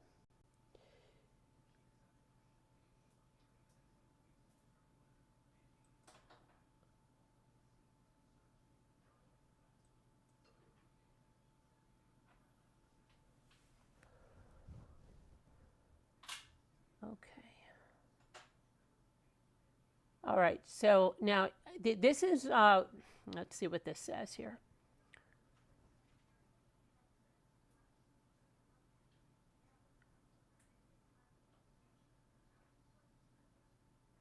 Okay. So I think I know what you're talking about. Are you talking about Jennifer Coffendorfer, the former FBI agent? Okay, you do know how wrong she has been on so many things, right? And that she just says things that. Anyway, I think this is what you're leaning towards. It says Jennifer Coffendorfer. I think she's speculating on the motive. Says that deep-seated resentment and hatred led to the murder of the Ohio dentist and his wife after her ex-husband was arrested in connection with their deaths. Now, let's see where she's getting this information from, okay? She is claiming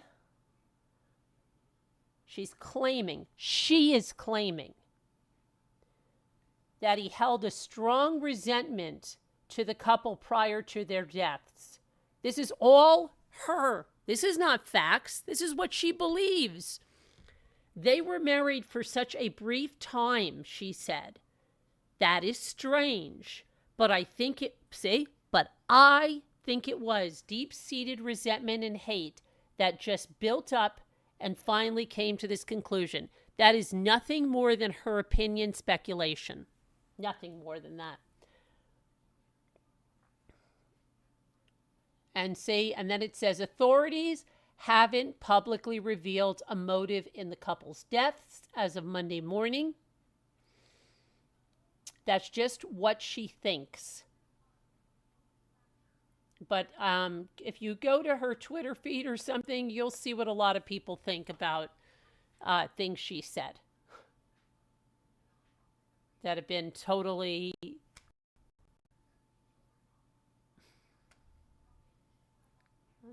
grain of salt. Anybody can have their thoughts and opinions. We did too. What could it be? But you can't go out and state that as a fact. Now, what's Barry Morphew doing? He's expected to enter a plea. Finally? When is that going to happen?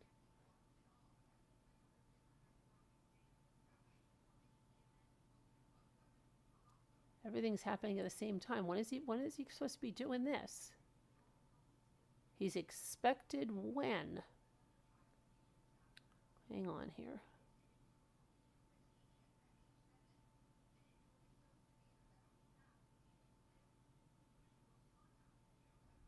He's expected to enter a plea in an Alamosa County courtroom on first-degree murder charges tied to his wife's death. When? Oh, gosh. We get a date on this?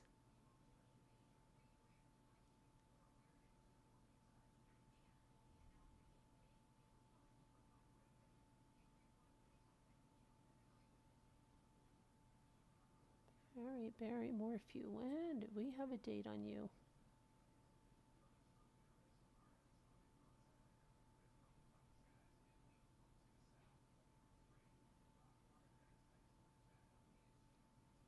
According to court records, I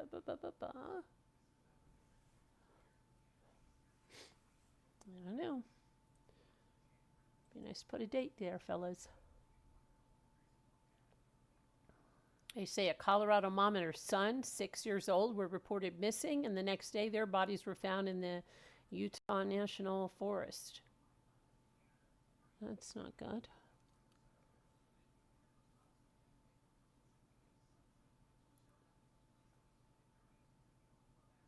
National Park. Colorado mother and her 6-year-old son were found dead in a national park last week. The pair were reported missing the day before they were found. Park rangers were called to the Schaefer Trail at 8:15 a.m. on Thursday, January 8th, after they received a tip about a suspicious vehicle. And there they found a woman dead outside the vehicle and a boy unresponsive inside. The deceased woman was later identified as the boy's mother.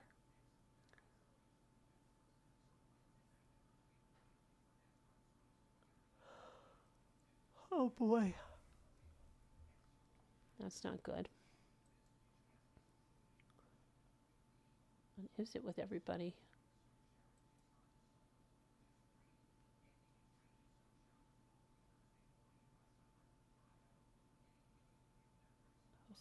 What was this one?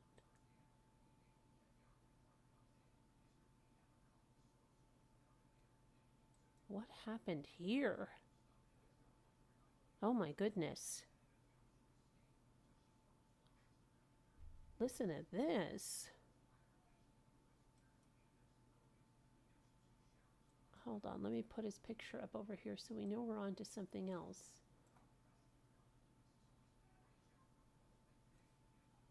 Okay, so a 19-year-old who was the sole survivor of his father's murder-suicide rampage that claimed the lives of his 3 younger siblings and his parents, died unexpectedly at his extended family's Utah home just 1 week after starting his freshman year of college.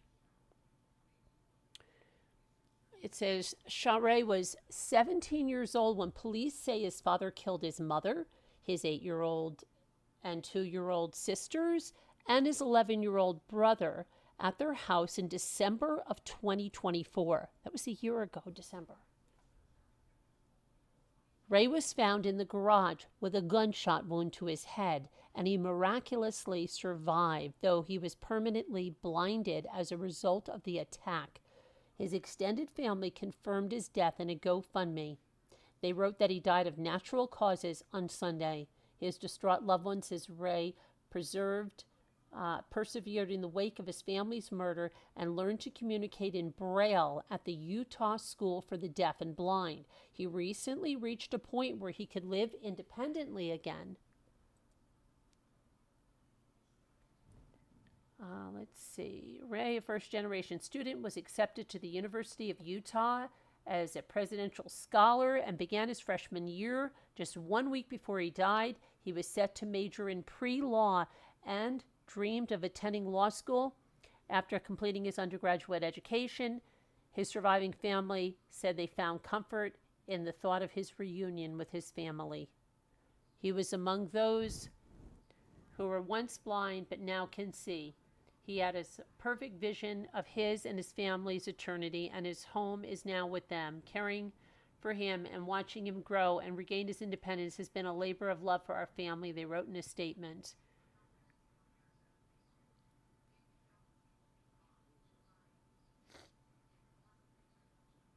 Wow. So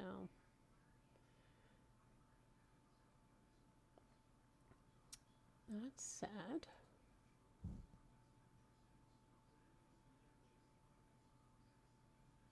Hi, Amy's Justice League.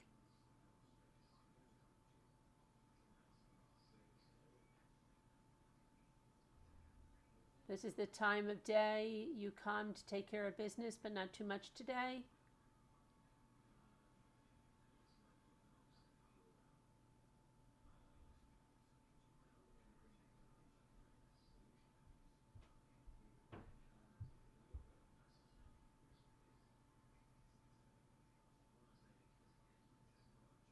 Hey, thank you for being a member for 47 months. Detective Rambler, Amy's Justice League.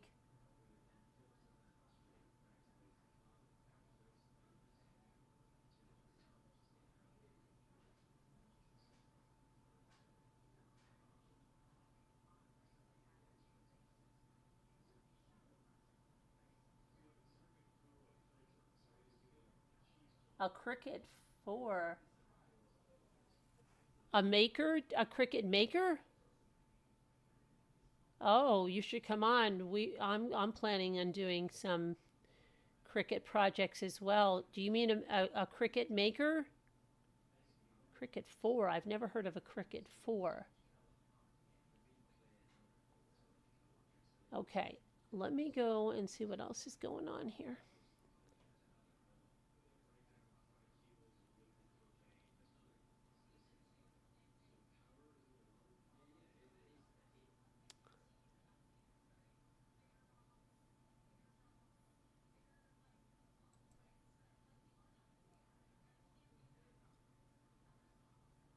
All right.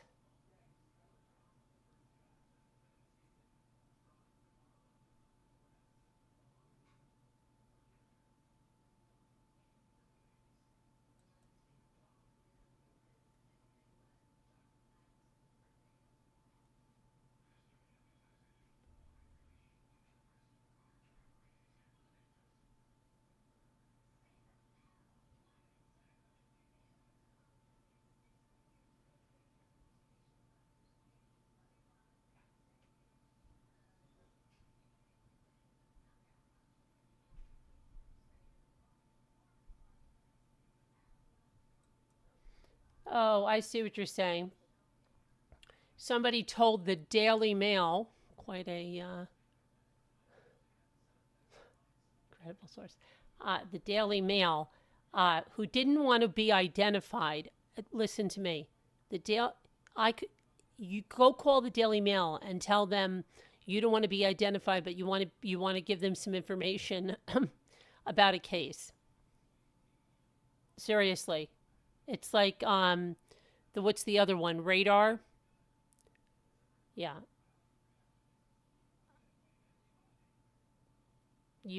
That's got to be grain of salt, grain of salt.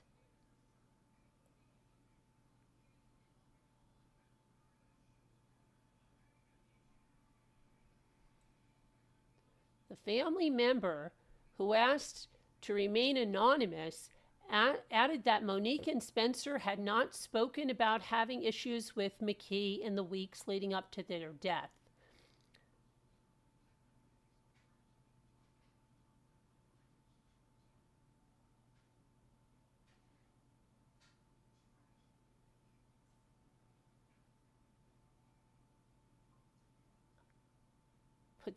But they're, what did they even say? They said that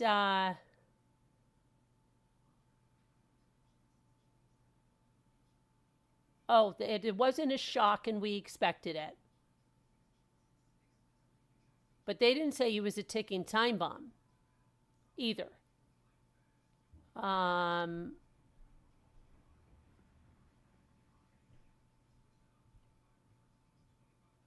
Yeah, they said nothing. They just said that they expected it. But if you remember, I said that her family members, like I said, they put out that surveillance video that nobody was going to recognize because you couldn't see anything, couldn't even see a skin color. I said the only people that are going to have a chance of recognizing anything, I said, would be her family or friends that may know who it could possibly be, and maybe by seeing that would be able to ID that person. Yeah.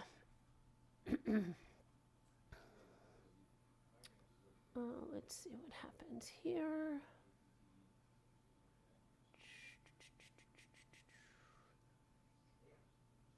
Teen who hit a bus causing 2 deaths says he's not at fault.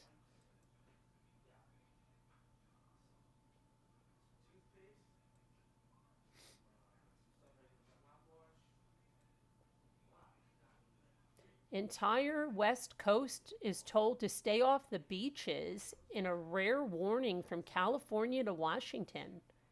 Wow.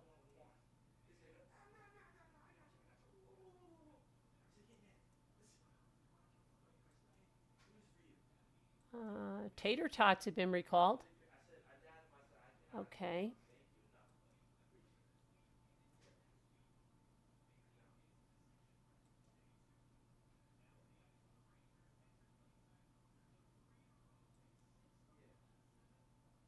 Woman killed in massive fire that tore through an Easton home.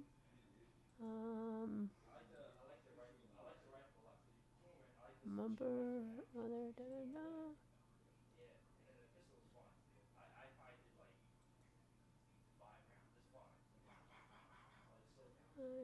Swimmer.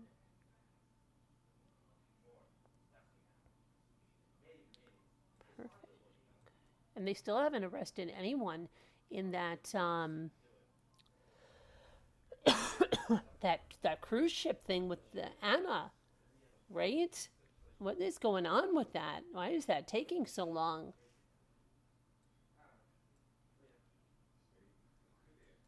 What else do we have?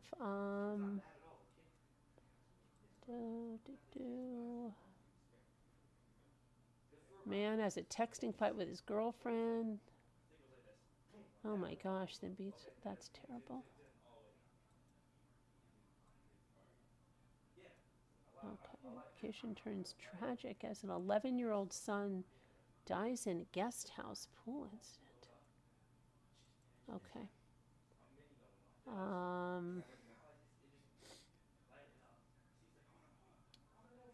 What happened here? A Mississippi man accused of killing 6, including a 7-year-old child and a pastor? When did this happen? What was this about? It's been refiled. A man has been arrested and charged with first-degree murder in the Friday night deaths of 6 people, including a child in Clay County, Mississippi. Derica Moore, 24, is accused of killing several family members and a local pastor before being taken into custody, said Clay County Sheriff Eddie Scott at a Saturday press conference. The charge against Moore, a county resident, is likely to be upgraded to capital murder, and the death penalty is a possibility. This is horrific, as bad as it gets, says Scott Colum, the district attorney for Mississippi's 16th Circuit Court. According to Scott Moore, According to him, Scott Moore is accused of shooting his father, his brother, his uncle, fatally in the head on Friday evening before stealing a truck and driving to a second location where he allegedly attempted to SA a 7-year-old girl who was also related to him before fatally shooting her in the head. 911 call then directed law enforcement to a third site where 2 more males were found fatally shot in the head, and one of them was the local pastor. Moore was apprehended at a nearby location just before midnight. The motives for the killings are unknown. This has really shaken our community. Did anybody hear about that? How old did they say the guy was that did this? 24 years old. Wow. Crazy. Okay, let's see here.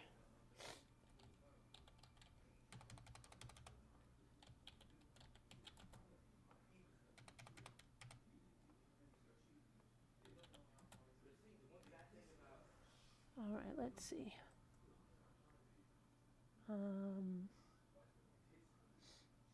right, let's go over here. All right. Nicole, what is this?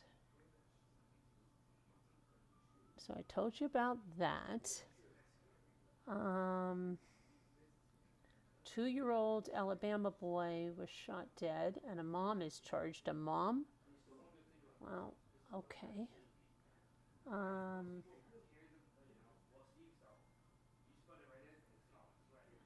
5 severed heads and a chilling warning discovered at a tropical resort beachfront? What is this about? What the heck? Hold on a minute. Hold on a minute. We got to look at this one. Let me get a different graphic up there so we know we're on to something else, all right? Get over there, graphic. Come on, graphic. There you go. Get up there. All right. So, beachgoers discovered 5 severed human heads hanging from ropes along a beach in Puerto Lopez, Ecuador, on Sunday in an apparent violent warning between rival drug trafficking groups. The gruesome scene was discovered Sunday along the beach in Puerto Lopez, a small fishing port on the western coast of Ecuador. Local Ecuadorian media outlets published photos of the bloody scene, which showed a wooden sign placed next to the severed heads featuring a warning. The same fate would come to others who keep threatening and extorting local fishermen. The town belongs to us, the sign read. Keep robbing fishermen and demanding vaccine cards. We already have you identified. Vaccine cards are reportedly a local reference to protection payments. The Associated Press reported that Puerto Lopez beachfront is a popular whale-watching destination for tourists. The Associated Press reported that local police have said an ongoing territorial dispute between rival drug trafficking groups was to blame for the violent incidents. Local authorities have reportedly not yet identified all 5 of the victims. They range in age from 20 to 34 years old, and one of the men were identified by local authorities reportedly having a criminal history. Let's see, 5 bodies belonging to the severed heads have not yet been located by local authorities. Puerto Lopez beachfront is no stranger to gang violence. The outlet reported that 9 people, including a baby, were killed on the beach last month during instances of violence, which local police attributed to the ongoing territorial dispute between the groups. Ecuador is coming off its most violent year in the country's history, with more than 9,000 recorded homicides in 2025. Wow.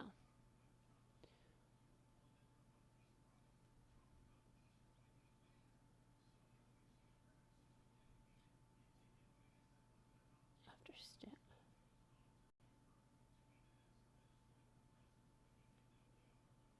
And then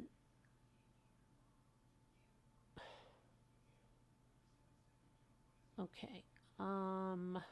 What else we got? Anything else here? Let's see.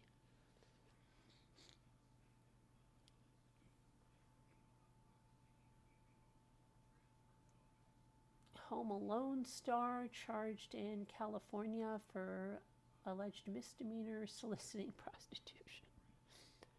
Oh my goodness. Oh my goodness. Let's see.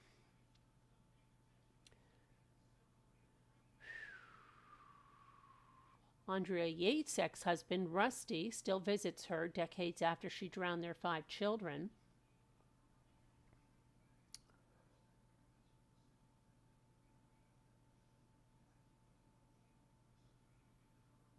Let's see.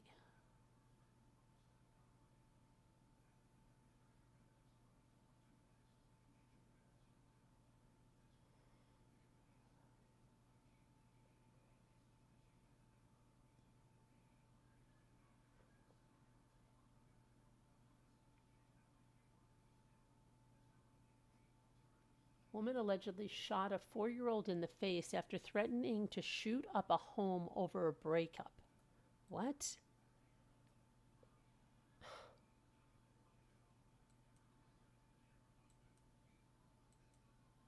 Oh my gosh. Joanna Chalup Cortez's mugshot. Come on, let's get your mugshot here. What the hell is wrong with people?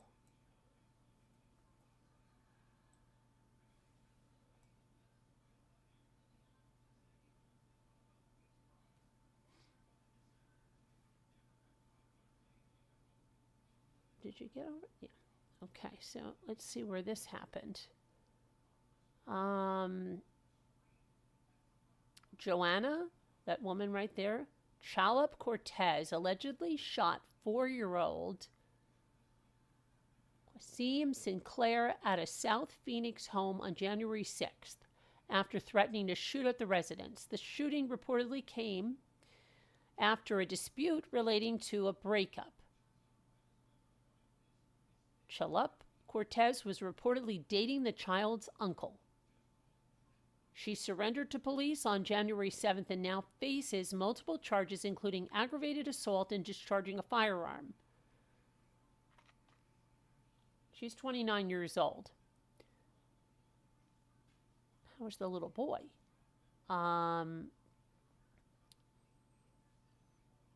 Police discovered the child, who has since been identified by his family, with a gunshot wound after arriving at the scene at 12:19 p.m. local time, Phoenix police said. A bullet passed through his cheek. It knocked out multiple teeth. A witness said that the bullet entered the left side of the 4-year-old's face. The boy was hospitalized with what police described as serious injuries. Chalup Cortez has been in a relationship with the boy's uncle and was at the home on January 6th prior to the shooting before returning later in the day. Well, these people really don't know how to process stuff, right? Prior to the shooting, the little boy's mother was reportedly with Chalup Cortez and a different woman identified as an ex-girlfriend of Chalup Cortez's current boyfriend. What? Oh my gosh. After arguing with the woman, Chalup Cortez called her boyfriend and kicked him out of her house. Shortly after, Chalup Cortez became angered by a social media live stream involving the little boy's father and her boyfriend, I guess the uncle, that's it, and drove back to the South Phoenix house. After arriving there, she started honking and demanding that someone come outside. And then she pulled out what appeared to be a rifle before shooting towards the home. The uncle was heading to the front door when people in the residence told police they heard a gunshot. The 4-year-old was near the door because he was attempting to follow his uncle outside. Oh my gosh. My son, he thought when my brother was going outside, he thought it was time to go outside and he grabbed his scooter. Oh my gosh. This is just a wild thing, isn't it? What in the heck is... I don't... This is really scary for...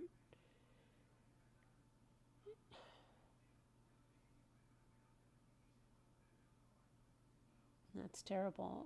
I mean, at least he didn't die, but, I mean, it's just... He's in serious condition. It's terrible, and lost his teeth, and he's got...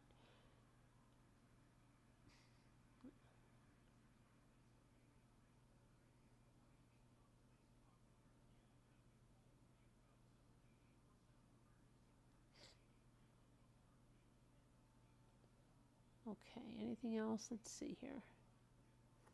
She was told. Okay, let's see what else we got.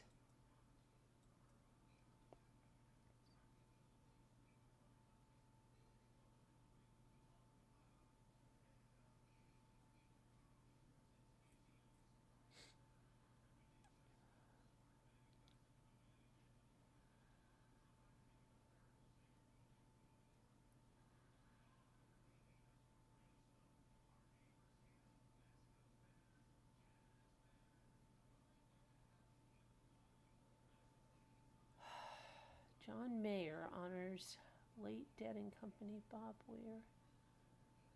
Okay.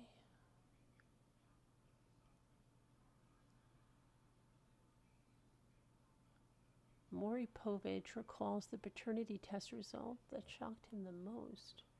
Wow. Remember that my daughter used to love watching that?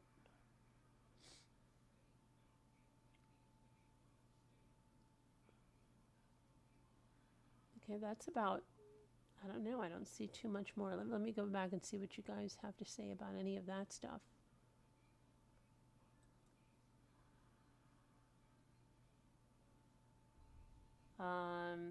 Poor baby. We're all going to have awesome dreams. Oh my gosh, Kathleen, I was just thinking of you today.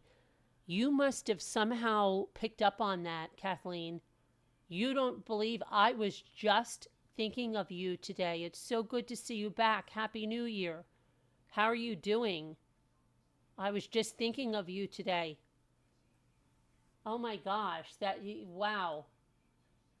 Either I'm picking up that you were coming here tonight or you picked up on me thinking about you. Isn't that special? It's good to see you. How are things going?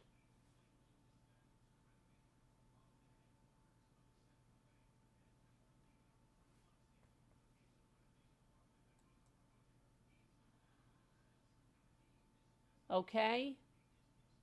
Only okay?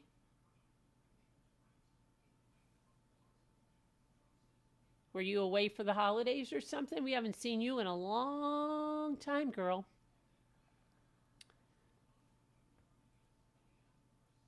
The demons aren't running wild. The little lady says, yeah. Oh, a cricket maker. Yeah, well, the cricket maker's fun. I have videos on the cricket maker. And I was just absolutely looking up some things today on, or is it yesterday? Recently, yesterday, today. Hi, Denali. No, there's no more proof. They're going to hold it.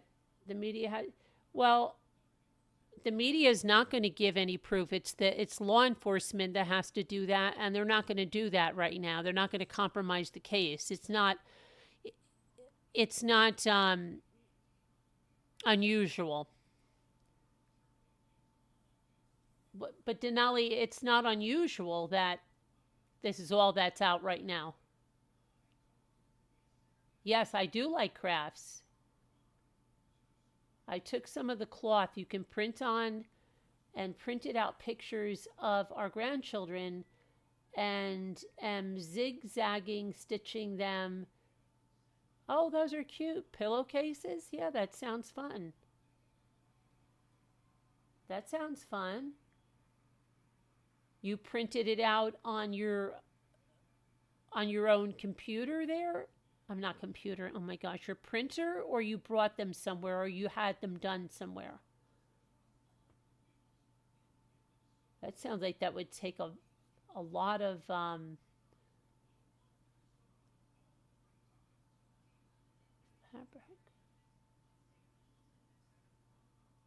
Huh. I don't know. You were just thinking of her too? You're not feeling well. I wasn't feeling well earlier this week too. Well, last week. Thursday I got sick, but now I'm on the mend. What's wrong? Prayers that you start to feel better, Kathleen. Sorry to hear that. You have a printer? What kind of printer are you using to print on that fabric? Doesn't it use, is it laser printer? Oh, I have a room full of crafts too. I think most of us here have a room full of crafts to do. I didn't know you were a crafty person. You have to come to a Friday craft night. We're going to get back to our Friday craft nights. We're just off a little bit because of the holidays and everything, you know? Oh, you have lupus flare? Sorry to hear that, Kathleen. Hopefully you'll start to feel better. But yeah, we were just thinking about you. See? Jen was too. You're making a shirt this weekend that says, "Raising my husband." I'm going to wear it the next time I see my mother-in-law. Do you get along well with your mother-in-law?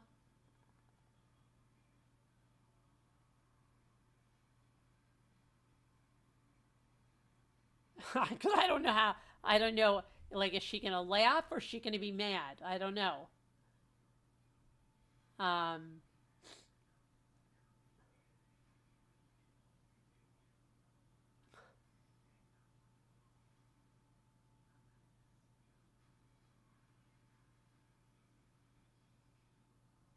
Oh, you do? Okay, good.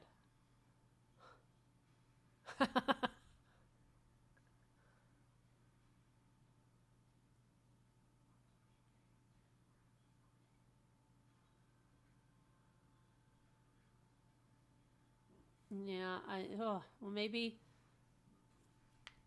Oh, she will laugh. I always tell her I'm going to cinema. Okay, good. Of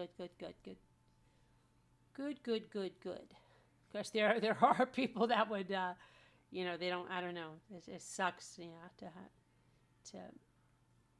Oh, there's our cheerleaders back. Yeah, I was just thinking about you today, Kathleen. Really, it's so funny. You do all types of things. Me too. You even made soap in molds. I've made candles in molds. You have over 300 molds. I have a lot of molds too. Silicone molds and stuff like that. You've sold some of your Afghans at auctions. Excellent. Excellent. What do you plan to use your Cricut for? What is the because I find there's like two schools with the Cricut. There's people that really, really love paper crafting with the Cricut. And then I think there's other people that like to do more of the vinyl. Like either, and I was more of a vinyl person. Done the paper crafting, yeah. But I was more of a vinyl person. Like making the decals with people's names through them, or the dog, you take the dog silhouette and you could cut out the dog's name in it and put it on their toy bucket or for kids, and I learned a lot of that stuff. I made a lot of Grinch ornaments with the vinyl on the glittered balls that I made. I gave those to the teachers one year. I made... for my kids, their cars that they had, the older kids, I did them on balls. I did like Silent Night, Holy Night on little ornaments with light. Yeah, I have videos on all that. You have a Cricut 2 Air or whatever back at home unopened, so... Really? You never opened your other one and then... How come you never open it? Really? You never used it, but then you wanted another one? Wow. What do you want to do with it, though? What makes you want another one? Like, I mean, what are you hoping to do with it?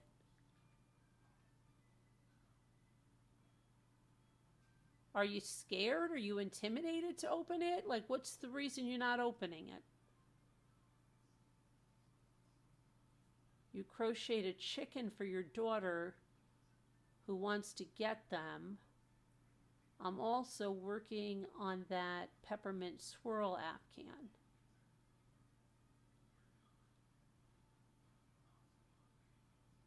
Are you scared of the Cricut?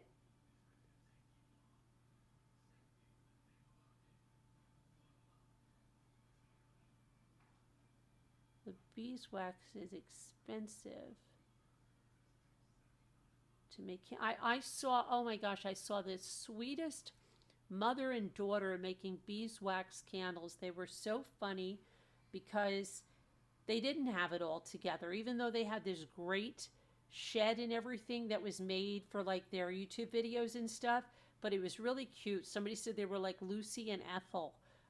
But that's what it was like. But they weren't like know-it-alls. You know how like sometimes Martha Stewart would feel like she's talking down to people. You've got to use this brioche, and don't you know how to do this? Like, she almost like purposely didn't explain things so that if somebody had asked, they would feel stupid. But these two were so down to earth, and they were making so many mistakes, and then they put this flammable stuff. Yeah, it was very, very, very real and very cute and very, it was very nice. But they were making beeswax candles. People love candles made from it. Yeah. Did you try to get it on Amazon, Kathleen? And they were buying 10-pound bags of it.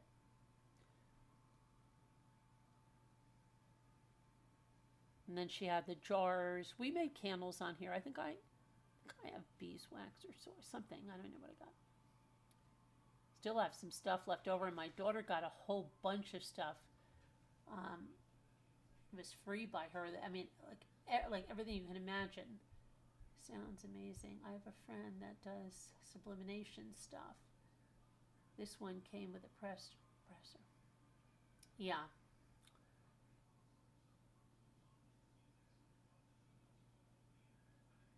But why are you scared to open it?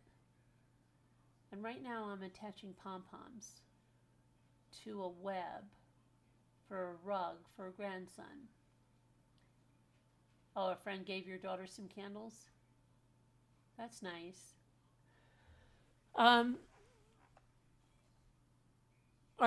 Is it intimidating though, like for you, or you like? Because you're not the first person I've heard that's got one and doesn't open it.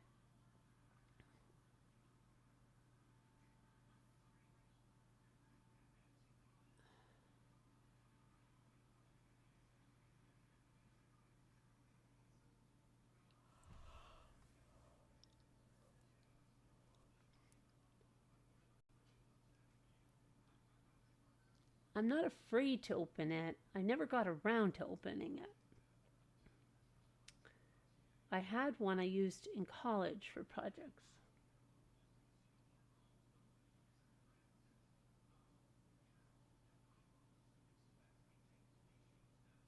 You had a Cricut you used for college projects? Oh, Bee Lady Apiary. I know about being over my head with crafts. Come on now, please. You should see my craft room, girl. Let's not go there.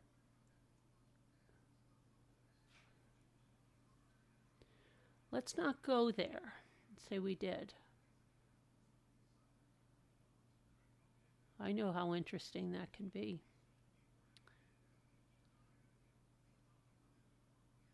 Too many crafts, too little time. Yeah. No, I think a lot of us can relate. You have 5 different heat presses. You haven't opened the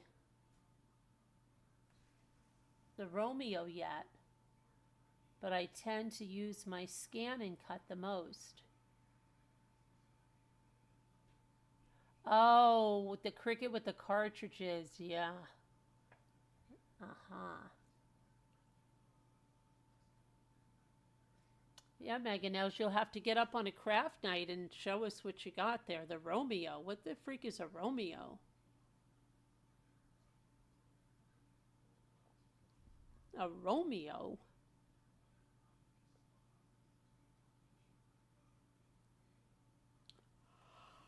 Oh my gosh. And you still have the what one? The Cricut? I still have that Cricut one. Oh my gosh. Really? Girl.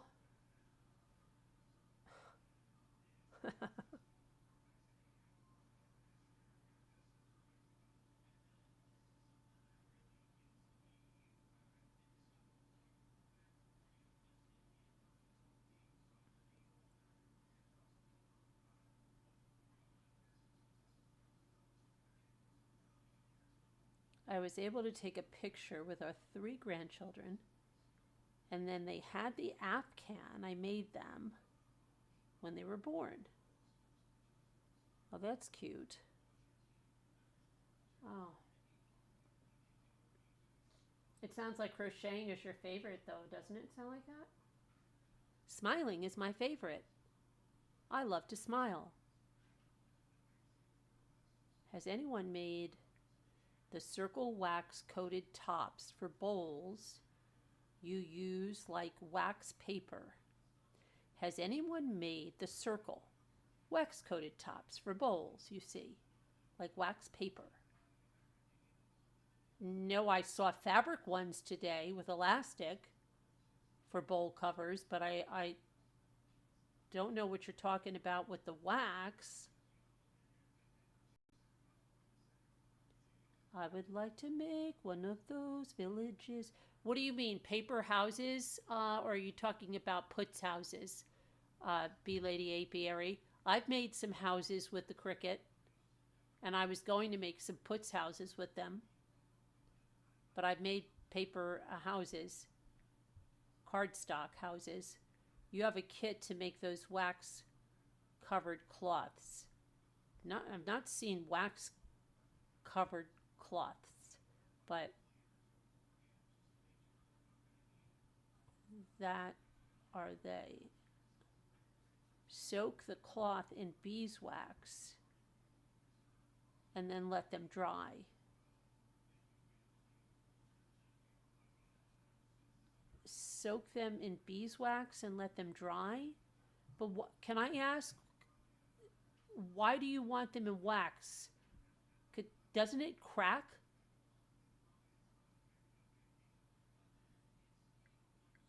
I'm a little lost. Tell me, why do you want that, Megan Else? What are you using it for? Are you using it to cover food? Wouldn't that...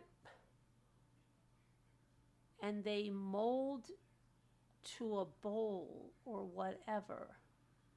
I'm lost. Is anybody lost? Tell me I'm not the only one that's lost, please. It's fabric that you dip in wax.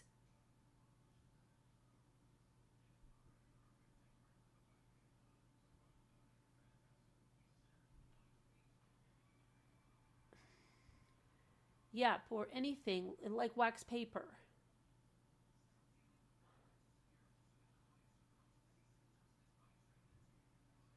I'll have to look it up. My mind is not processing this right now. I don't know. Please tell me I'm not alone, people. Somebody. Somebody. Anyone? Scooter? Evie? Anyone?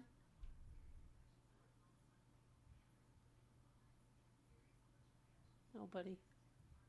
Nobody. You cut out the fabric in a circle.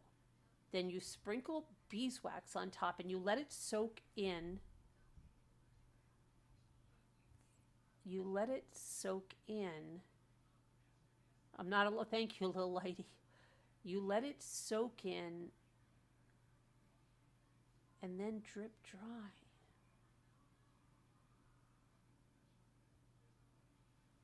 Okay. So you have a circle, and now it's got melted wax on it. And now it's a fabric circle with wax. And then what are we doing with it? What do we do with the fabric circle that has wax on it? And then I guess becomes, I just think it would be hard, but then if you bent it in half, wouldn't it like crack?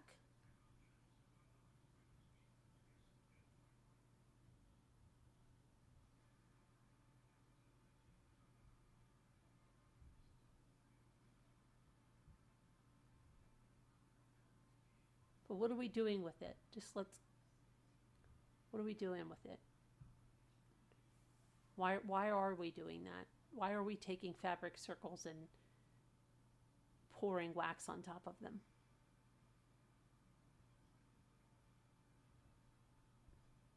Yeah, I know you can hear me. I wanted to know if I wasn't alone in understanding what we're doing with the fabric circles that we're pouring wax on. And little lady was so kind and said I wasn't alone. So I felt better.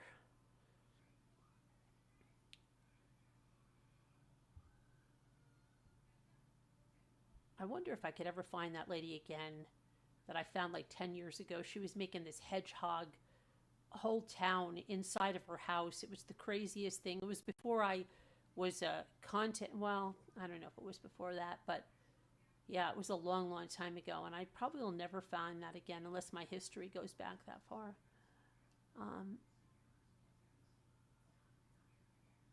So what do we do with these wax circles?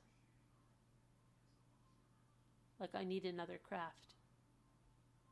What do we do with the wax circles? What do we do with the wax? I'm not crazy? Okay, I got two people that are in the same boat as me right now trying to figure out what we do with the fabric that's covered in wax. Just like, what do we do with that? You ever think of who comes up with this, right? You're saying it's like wax paper, but I'm lost. I think they abandoned us, Amy. I don't think we were meeting the bar of the wax. I don't understand. Maybe she's writing a big example.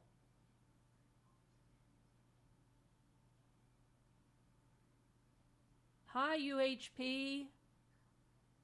Mr. Electric. Mr. Electric. I've got big news for you, Mr. Electric. I might have to email you with some big freaking news, Mr. Electric. You still get your email at that email you used to email me at, Mr. Electric? Mr. Electric.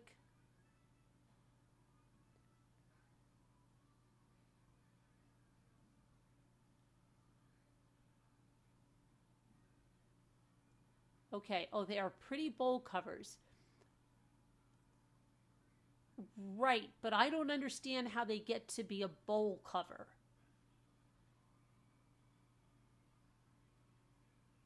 They just lay flat on top?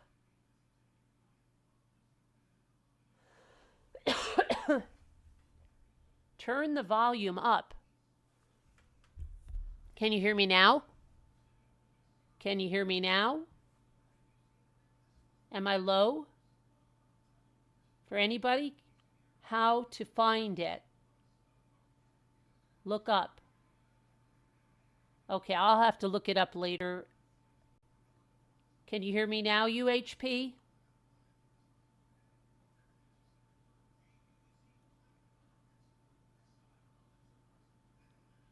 No, they mold by the heat of your hand.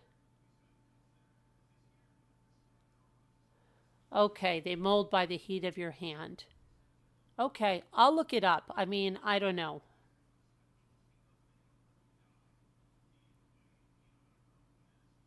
I saw some that are made out of fabric the other day. Today, maybe yesterday, I don't know. Somebody was making them out of fabric.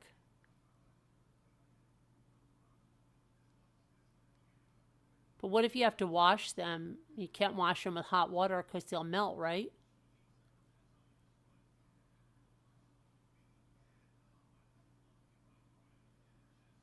I don't know.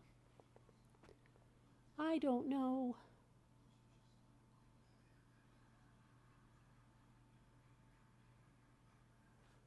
I don't know. Yeah, so you're at the same email. I'll have to email you.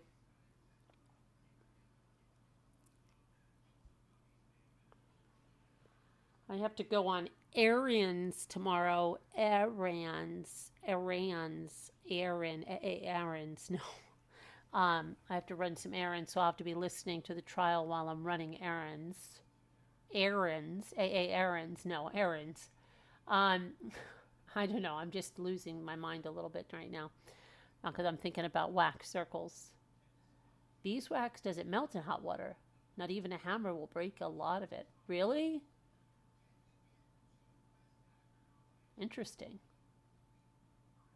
Not even a hammer, huh? I once had a candle kit. Hold on a minute. I'm going to get something. Hold on. Hold on a minute.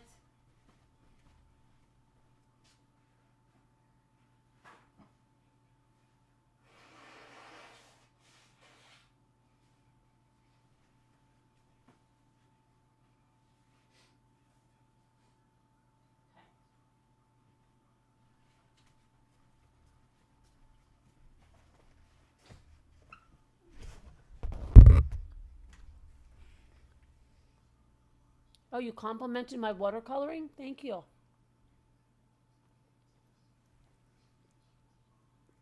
I was looking at that peony that I painted over here today, actually, and I'm like, that's pretty nice. I should frame that.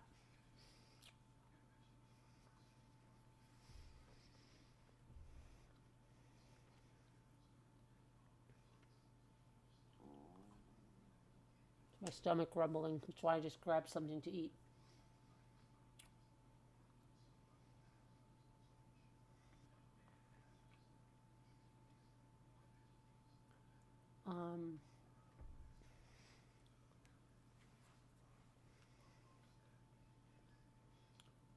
Let me see.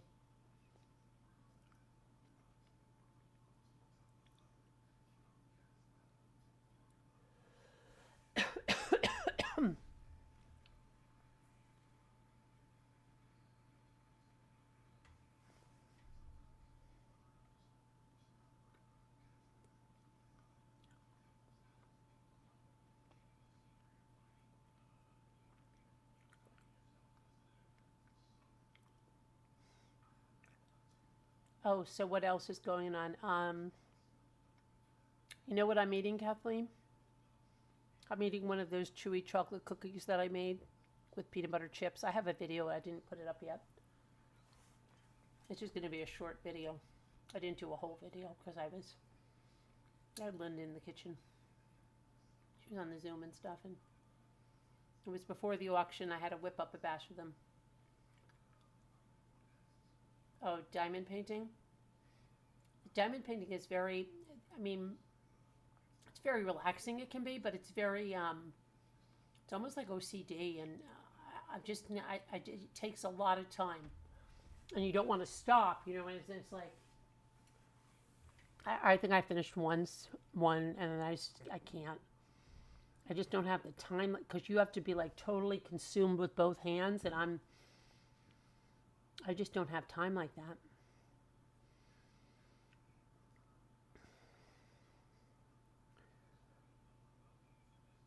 So, yeah. But Roman just went home. All my kids came home from the Caribbean tonight, so they're home, which you know what?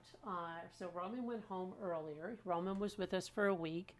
Tomorrow I've got to go out and do some stuff. Then Ethan's going to go back to college this week, which is, I can't even believe how fast it's going. Did you use a light board? Sometimes. It's a very time consuming. Like you get, like okay, I'm just going to do this, that, and the other thing. And then the time goes away and it's like, but if you have the time to do it, some people really love to do it. Okay, and what else was I going to say? So, Roman went home. The kids got back. Ethan will go back to college in the middle of the week, and then what? I've got to get dog food and stuff tomorrow. So it's a good thing that I went on early tonight, and I did this video. I'm enjoying putting some shorts up.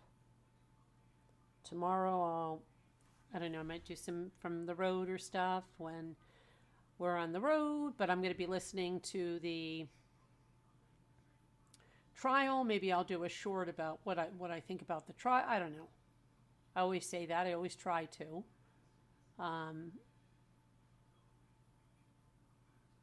Say zip or zip right through college, huh? Zip. Okay. My oldest is back in for her second master's while she's working full time. So she's zipping. But anyway, trying to think here. Grandchildren love the newspaper trees. The newspaper trees. One of your grandkids starts college full-time next fall. Time goes by fast. It sure does, Kathleen. Sure does. It surely does. But, trying to think of what else is going on. I think... I don't know. Anybody else have anything? We got to do our word game. Can't forget our word game. Your daughter finishes her master's in crisis counseling in December. She's interning now. Wonderful. Then she takes the state test. Great. Congratulations.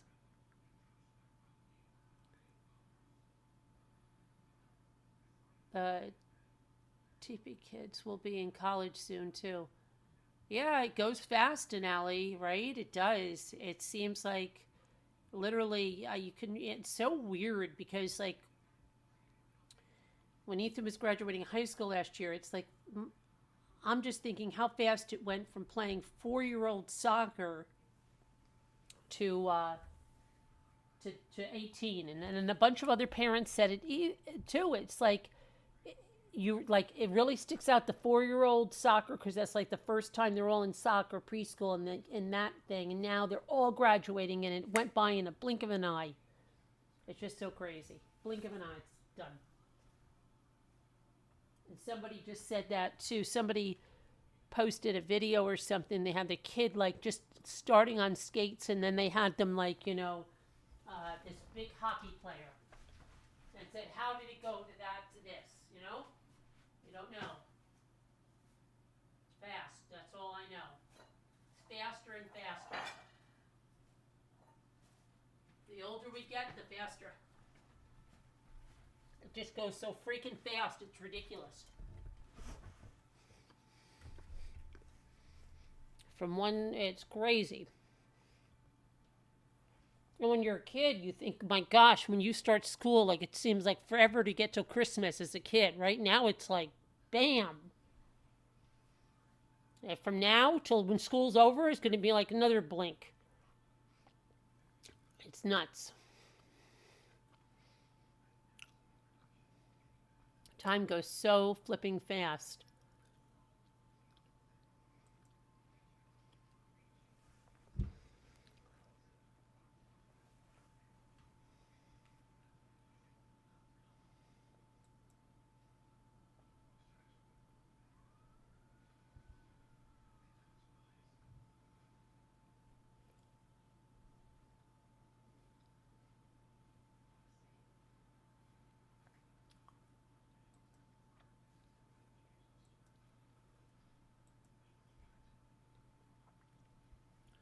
Okay, let's see here. What do we got?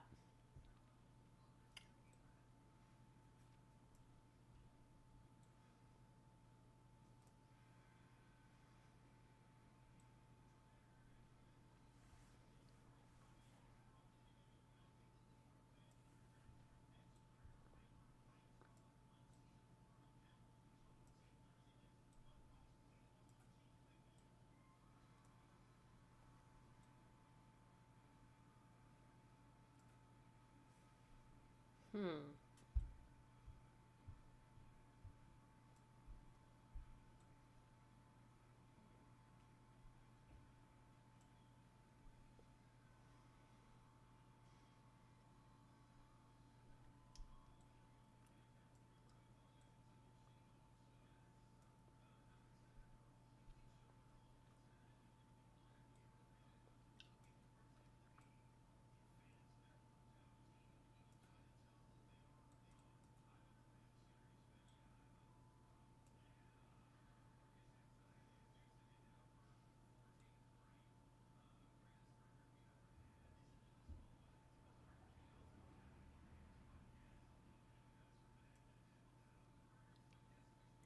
Send you some pictures of the blankets. Okay.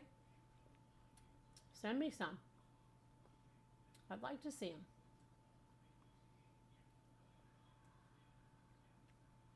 Nice. That'd be nice. See? Look nice. Good night, Jen.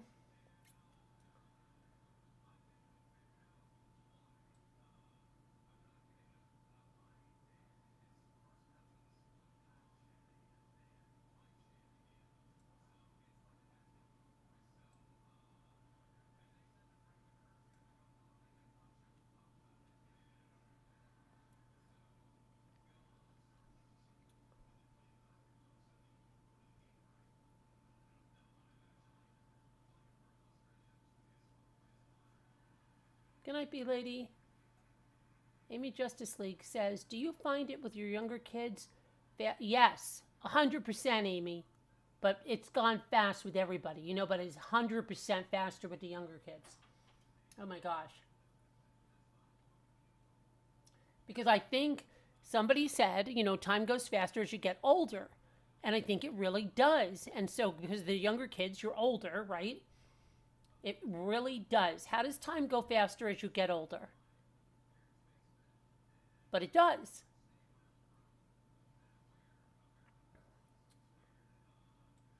I've been hearing that like since I was 30. And then, but it really does.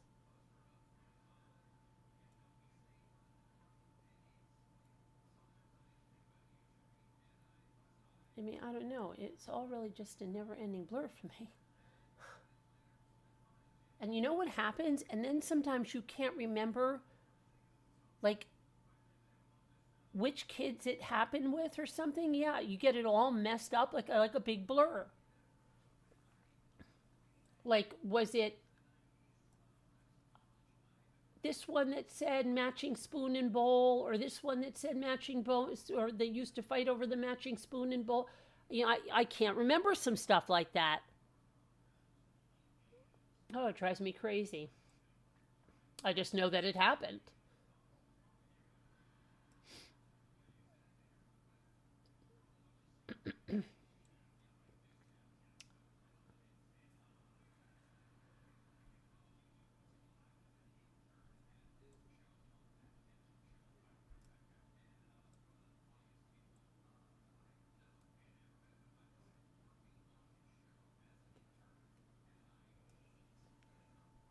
Okay, let's see here. This has got to be.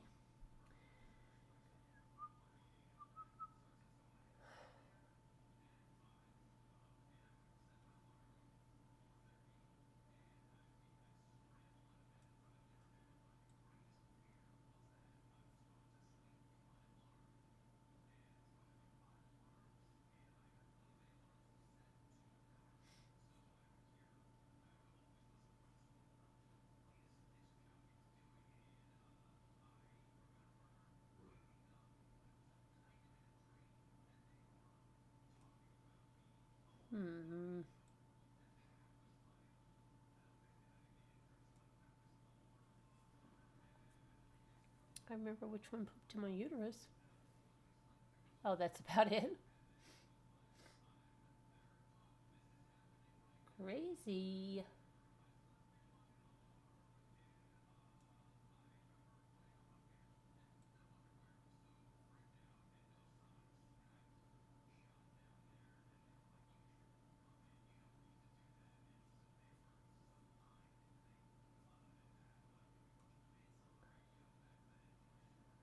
Okay, what are we doing here? We got to do.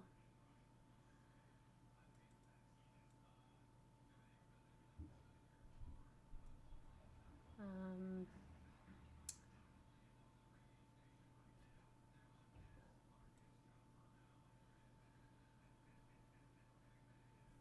I remember in my mid-20s, had 3 boys and 2 and 1, and I thought I would have them forever.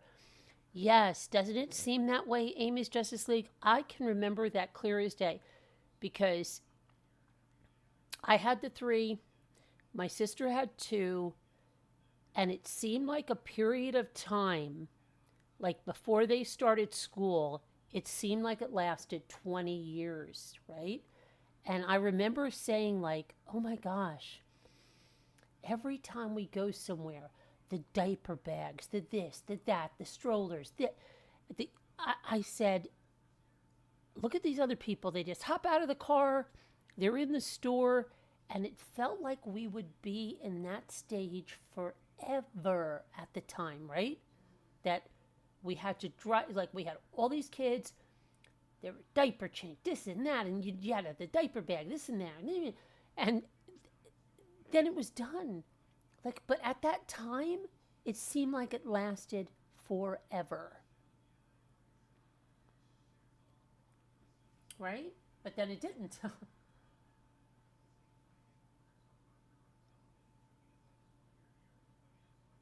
held my oldest tonight before she left to go out, and I swear her hand feels as small as it was when she was little. Really?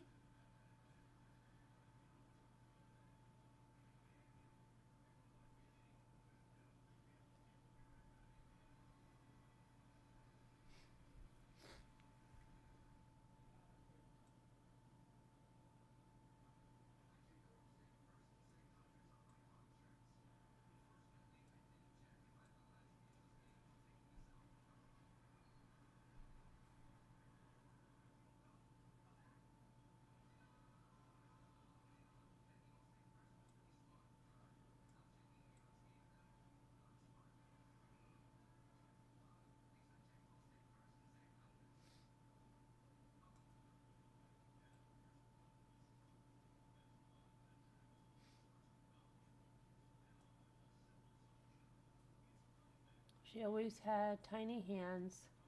She's the shorty.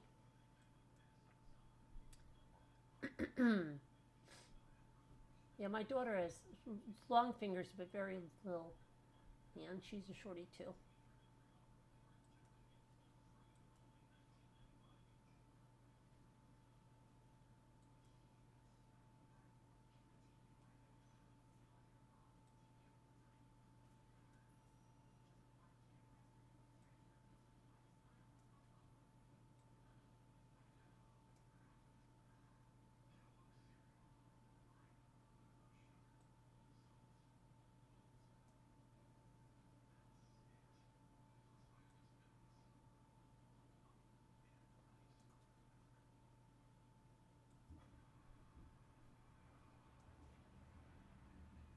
Hey, I got one word.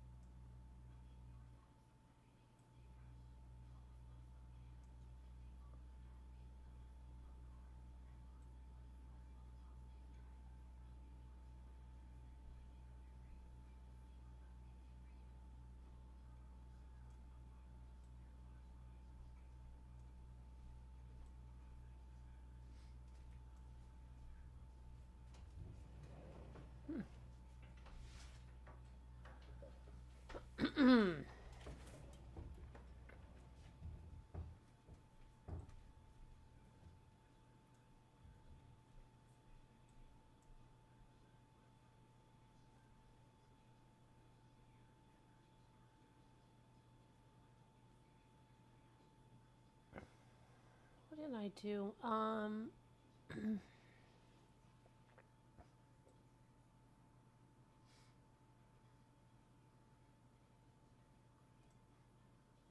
No, well, I got a little closer. Got a couple of words. Did I get a couple? I think, yeah. I think so. At least one. And a lot of extra ones. A lot of extra ones I got.